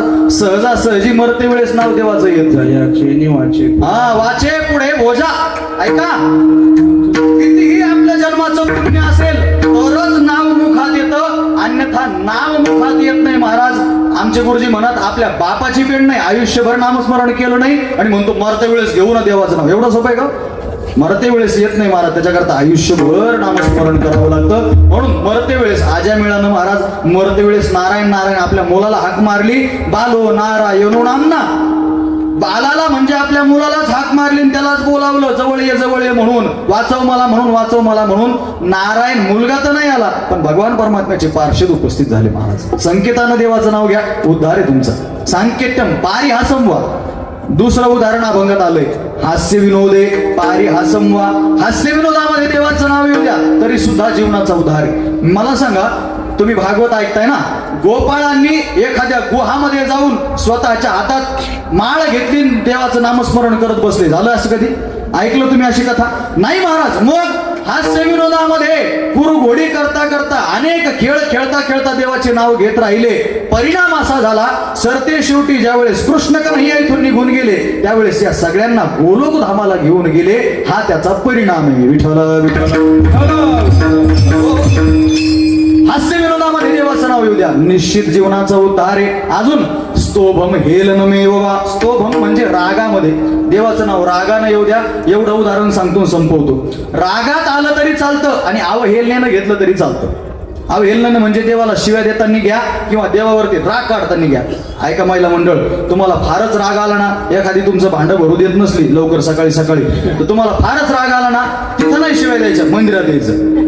मंदिरात देवाकडे पाहिजे आणि देवाला शिव्या द्यायची नाही. खरं सांगतो तुम्हाला, तुम्ही म्हणशाल महाराज देवाला शिव्या द्यायला होता, काय बोलताय तुम्ही, आतापर्यंत बरोबर होते, गोळी बिळी संपली काय तुमची? असं काही नाही. ऐका लक्षपूर्वक, शिव्या तुम्हाला द्याव्याच वाटल्या ना तर भगवान परमात्म्याला शिव्या द्या. ऐका, माझ्या जनाबाईंनी भगवान परमात्म्याला शिव्या दिल्या. काय काय शिव्या विचित्र दिल्या महाराज. आता मी काय माझ्या वाणीनं सांगू शकणार नाही त्या शिव्या. एवढ्या विचित्र शिव्या जनाबाई महाराजांनी दिल्या. एक उदाहरण सांगतो संपवतो. ऐका, तुकोबर आहे स्वतःच्या संसारामध्ये निमग्न होता होता होता होता एक वेळ अशी आली, बाबाजी चैतन्यांनी ज्या वेळेस अनुग्रह केला तेव्हापासून संसारात मन रमेना झालं. मग संसाराचा त्याग करू लागले. हळूहळू सगळ्याच गोष्टीचा त्याग करता करता करता करता परमार्थात मन रमेना. आणि मग काय करायचे तुकोबाराय? भजन करत बसायचे. दिवसभर भजन, रात्रभर भजन, दिवसभर भजन, रात्रभर भजन. मग जिजाबाई साहेबांना थोडंसं वाईट वाटायला लागलं की अरे आपला पती काम धंदा काहीच करत नाही, आपल्याला सगळं पाहावं लागतं, कुटुंबाचं भरण पोषण आपल्यालाच करावं लागतं, काय करावं? म्हणून जिजामा साहेबांना राग येऊ लागला. कुणाचा? तुकोबारायांचा नाही, हा ज्याचं नाव घेत होते त्याचा राग यायला लागला. या विठ्यामुळं, या काळ्यामुळं माझ्या संसाराचं वाटोळं झालं. एवढंच म्हणायचं, या काळ्यामुळं, या विठ्यामुळं माझ्या संसाराचं वाटोळं झालं. दिवस रात्र हेच भोगत राहायच्या. मग करता करता करता करता एक दिवस तुकोबारायांनी विचार केला, हिच्या शिव्या देवाला देण्यापेक्षा आपण घरात राहिलं न राहिलेलं बरं, चला निघून इथून. म्हणून तुकोबारायांनी आता घरात भजन करायचं सोडून दिलं. भामचंद्रावरती जायचे, घोराटेश्वरावरती जायचे, भंडाऱ्यावरती जायचे, तीनही डोंगरावरती जाऊन आधी आनंदात भजन करायचे. पण जिजामा साहेबांचं अत्यंत प्रेम होतं तुकोबारायांवरती. मग जिजामा साहेबांनी एक दिवस विचारलं, का हो तुकोबा, ऐका ना, माझं एक विचार नाही तुम्हाला, तुम्ही रोज भंडाऱ्यावरती जाता, घोराडेवरती जाता, भामचंद्रावरती जाता आणि मला रोज भाकरी घेऊन यावं लागते, तीनही डोंगर मला सर करावे लागतात. अहो मला जात असताना कमीत कमी एवढं सांगत जा की कोणत्या डोंगरावरती चालले. तुकोबारायांनी सांगितलं, मलाच कळत नाही मी कोणत्या डोंगरावरती कोणत्या दिशेने जातो, तुला कुठून सांगू? अहो पण काहीतरी उपाय असेल ना. तुकोबारायांनी सांगितलं, जिजे एकच उपाय. काय? देहूच्या बाहेर आल्यानंतर एका चौकात उभं राहायचं, तिथून तीन दिशेला तीन डोंगर आहेत, तिन्ही दिशेला तिन्ही रस्त्याला कान लावायचे. ज्या मातीतून विठ्ठल विठ्ठल नावाचा ध्वनी येईल समजायचं मी त्या दिशेने गेलो. काय ताकद असेल हो तुकोबारायांच्या चरणधुलींची, चरणाच्या मातीतून विठ्ठल. ऐका ऐका, एक वाक्य सांगतो तुम्हाला. तुकोबारायांची चरणाची माती विठ्ठल विठ्ठल म्हणत होती, आपल्या जीवनाची माती झाली तर मुखातून विठ्ठल येईना आपली. तरी सुद्धा कीर्तनात बसल्यावर येत नाही, घरी तर काय असेल देव जाणे, कीर्तनात बसल्यावर सुद्धा येत नाही आपली. तुकोबारायांच्या चरणाची माती विठ्ठल विठ्ठल म्हणू लागली. आणि मग जिजामा साहेब बरोबर त्या दिशेने निघायचे. एक दिवसचा प्रसंग, एवढा प्रसंग सांगतो, थांबतो. जिजामा साहेब आपल्या डोक्यावरती टोपली घेऊन निघाल्या, हातामध्ये कळशी घेतलेली आहे आणि निघाल्या तुकोबारायांना भाकरी घेऊन चालल्या. मजल दर मजल करत घोराटेश्वरावरती. एवढा भयानक विचित्र डोंगरे महाराज की तिथं केवळ निर्जन महाराज, माणसं कोणीच नाही, फक्त हिंस्र पशु पक्षी राहतात. मग त्या डोंगरावरती तुकोबारायांनी जाऊन भजन करावं. जिजामा साहेब हळूहळू हळूहळू डोंगर चढल्या, अर्ध्या डोंगरापर्यंत गेल्या आणि पायात कचकन काटा घुसला. असा काटा घुसला महाराज, खालून घुसला आणि वरतून निघाला. तर एवढ्या वेदना, आई ग म्हणून डोक्यावरचं जे भाकरीचं टोपलं होतं ते खाली पडलं, हातातली कळशी खाली पडली. आई ग म्हणून खाली बसल्या आणि डोळ्यातून झरझर झरझर अश्रुधारा वाहू लागले. पण अजूनही मुखातलं जात नाही. या काळ्यामुळं, या विठ्यामुळे हे सगळं कुणाला, हे मला भोगावं लागतं. कोणामुळं? या काळ्यामुळं, या विठ्यामुळं. माझा नवरा त्याच्या नादी लागला नसता, मला हे भोगावं लागलं नसतं. म्हणून रडतात आणि डोळ्यातून हे, मुखातून हेच उद्गार चालू आहेत. तेवढ्यात एक गोराखी त्या ठिकाणी आला. गोराखीने विचारलं, मातोश्री काय झालं? पायात काटा शिरला. मी काढू? जमेल तुला? त्या गोराख्यानं मनातल्या मनात विचार केला, अख्ख्या जगाचा काटा मी काढतो, तुमच्या पायातला काटा काढणं अवघड आहे मला. गोराख्यानं सांगितलं, माताश्री जमेल मला, काही अडचण नाही. जिजामा साहेब जवळ आला, पाय आपल्या मांडीवरती घेतला, काटा ओढून काढण्याचा प्रयत्न केला पण निघाला नाही. हो, नाही निघला. मग ऐका ना, गोराख्यानं पाय जवळ घेतला, मुखाजवळ जवळपर्यंत नेला आणि आपल्या दातात काटा धरला आणि दातानं काटा खेचून काढला. ऐका लक्षपूर्वक, ऐका लक्षपूर्वक. जगाचा नियंता भगवान परमात्मा जिजामा साहेबांचे चरण धुली आपल्या मुखाला लावतो. काय सद्भाग्य असेल आणि काय नामस्मरण केलं असेल जिजामा साहेबांनी. ऐका, मुखाला माती लागली, भगवान परमात्म्याच्या मुखाला माती लागली. आणि मग रक्त थांबेना. भगवान परमात्म्यानं त्या गुराख्यानं आपलं धोतर फाडलं, पायाला चिंधी गुंडाळली. जिजामा साहेबांनी सांगितलं जा. मासाहेब आल्यावरती तुकोबारायांनी विचारलं, काय गं पायाला काय झालं? जिजामा साहेबांनी सांगितलं, काही नाही, पायात काटा शिरलं. मग काढता येत नव्हता. मग एक गुराखी आला, त्या गुराख्यानं काढलं. गुराख्यानं काढलं? कोण गुराखी आला होता? इथं तर कोणीच नाही, गायी चारण्याकरता कोणी येत नाही, एकटा मीच असतो. मग तुला गुराखी कुठं भेटला? जरा बघू पाय. जसा पाय समोर केला ना, तुकोबारायांनी पिवळा पितांबर पायाला बांधलेला दिसला आणि तुकोबारायांच्या नेत्रातले आसू धारत. देवाला रडू लागले, देवासमोर, देवा अरे काय करते तुझी? मी आयुष्यभर भजन करतोय तुझं, रात्रंदिवस मी भजन करतोय आणि मला नंतर पण माझ्या जिजीला आधी दर्शन दिलं. मला वाटतं तुकोबारायांच्या अंतकरणात भाव दिला असेल भगवान परमात्म्यानं, तुम्ही माझं भजन करता निश्चित आहे, पण जेवढं जिजी अंतकरणपूर्वक करते ना तेवढं तुम्हाला अजून जमलं नाही. विठ्ठल विठ्ठल. शिव्या द्यायच्या ना त्या, फक्त अंतकरणातून द्या. थोर प्रेमाचा भुकेला देव भावाचा भुकेला वैकुंठ सोडून आला देव भावाचा भुकेला. काही लागत नाही हो देवाला, अंतकरणातला भाव पाहिजे फक्त. अजून बोलतो ऐका. हे भाव का भूखा हूँ मैं और भाव ही एक सार है. भाव का भूखा हूँ मैं और भाव ही एक सार है. भाव से मुझको भजे तो भव से बेड़ा पार है. भाव बिन कुछ भी वो दे दे मैं कभी लेता नहीं. भाव से एक फूल दे तो वही मेरा सत्कार है.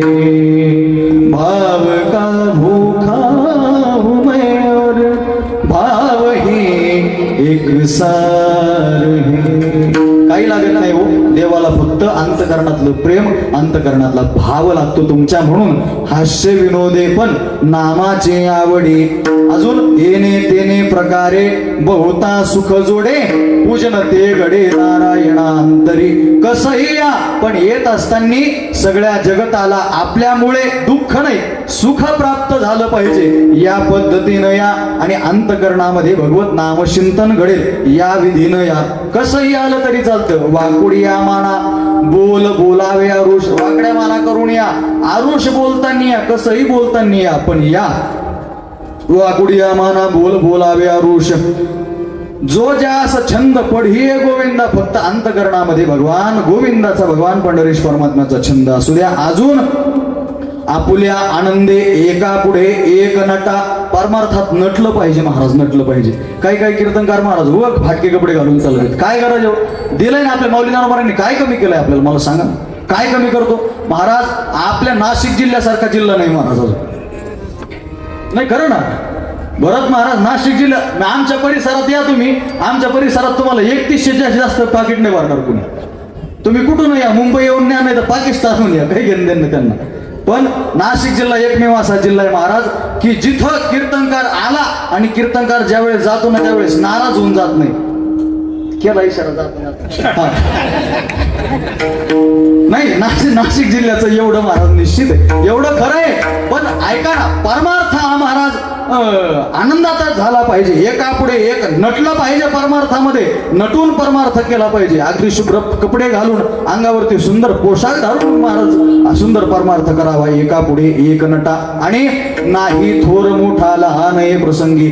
इथं आल्यानंतर कोणी लहान नाही कोणी मोठं नाही. कीर्तनकार मोठा नाही आणि इथं झाडून घेणारं लहान नाही. जेवढं पुण्य झाडून घेणाऱ्याला आहे तेवढंच पुण्य कीर्तनकाराला सुद्धा आहे. म्हणून नाही थोर मोठा लहान हे प्रसंगी. या ठिकाणी कोणी लहान आणि मोठा नाही महाराज, सगळे समान आहे, सगळे समान. आणि अजून मग शेवटी तुकोबराय म्हणतात, तुका म्हणे थे प्रेम भंगो नये कोणी देव भक्त दोन्ही निवडिता पातक. ऐका या चरणाचा अर्थ सांगतो संपवतो. काय येथे प्रेम भंगू नये कोणी. तुकोबराय म्हणतात इथं आल्यानंतर प्रेम भंगू नका. या आशयाचं एक प्रमाण सांगतो. तुकोबराय म्हणतात जर तुम्हाला कर्म सत्कर्म करता आलं नाही तर चालेल, पण गातली भय नरका जाणे. तुका म्हणे सत्य कर्मा भावे साह्य.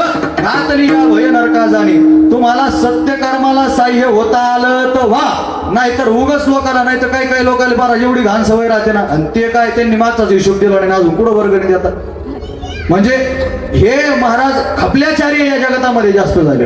नुसते खपल्या काढायचं काम आहे त्यांच्याकडे, बाकी काही नाही महाराज. म्हणून ऐका, इथं आल्यानंतर प्रेम भंगण्याचं काम करू नका.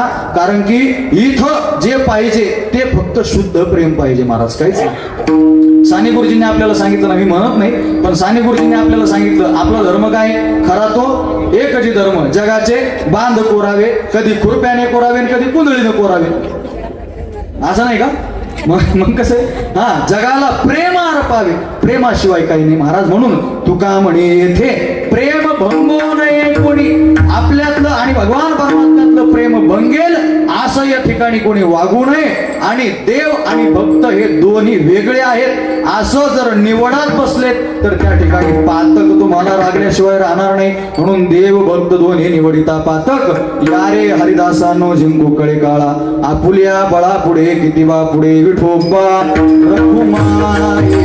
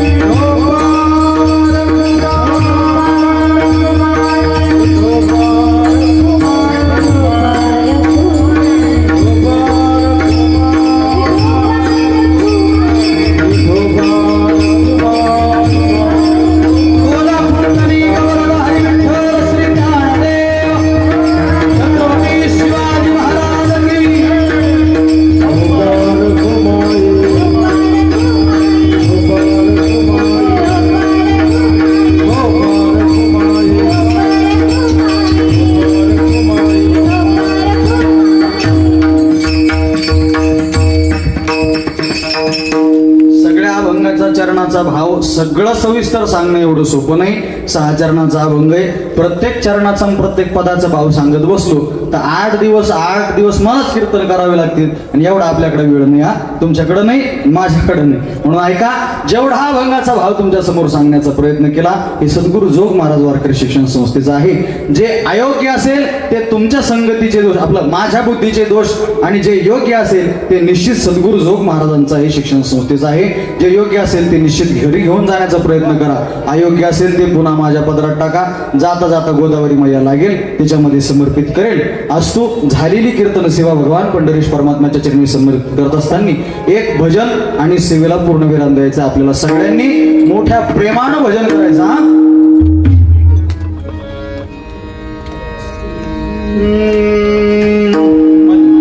गणी गण गणात बोते, गणी गण गणात बोते, गण गण गणात बोते, गणात बोते, गणी गण गणात बोते, गणी गण गणात बोते, गणी गण गणात बोते.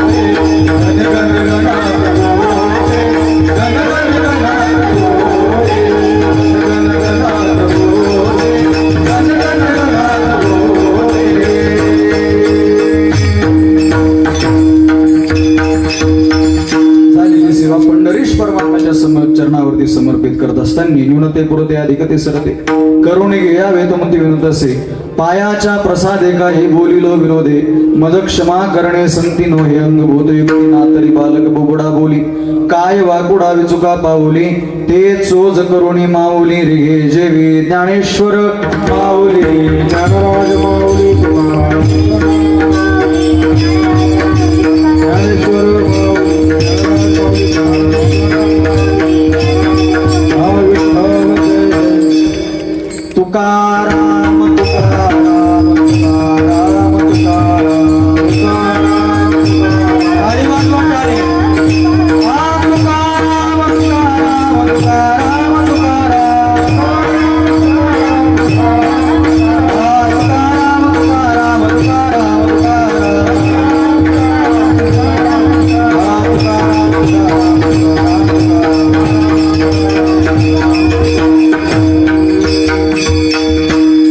आमची दिदी एक पोवाडा म्हणणार आहे. जय विठ्ठल हा जय विठ्ठल होईल. सगळ्यांनी जागेवरती बसून राहा. टाळकरी मंडळी खाली बसतील आणि आमची दिदी पोवाडा म्हणेल.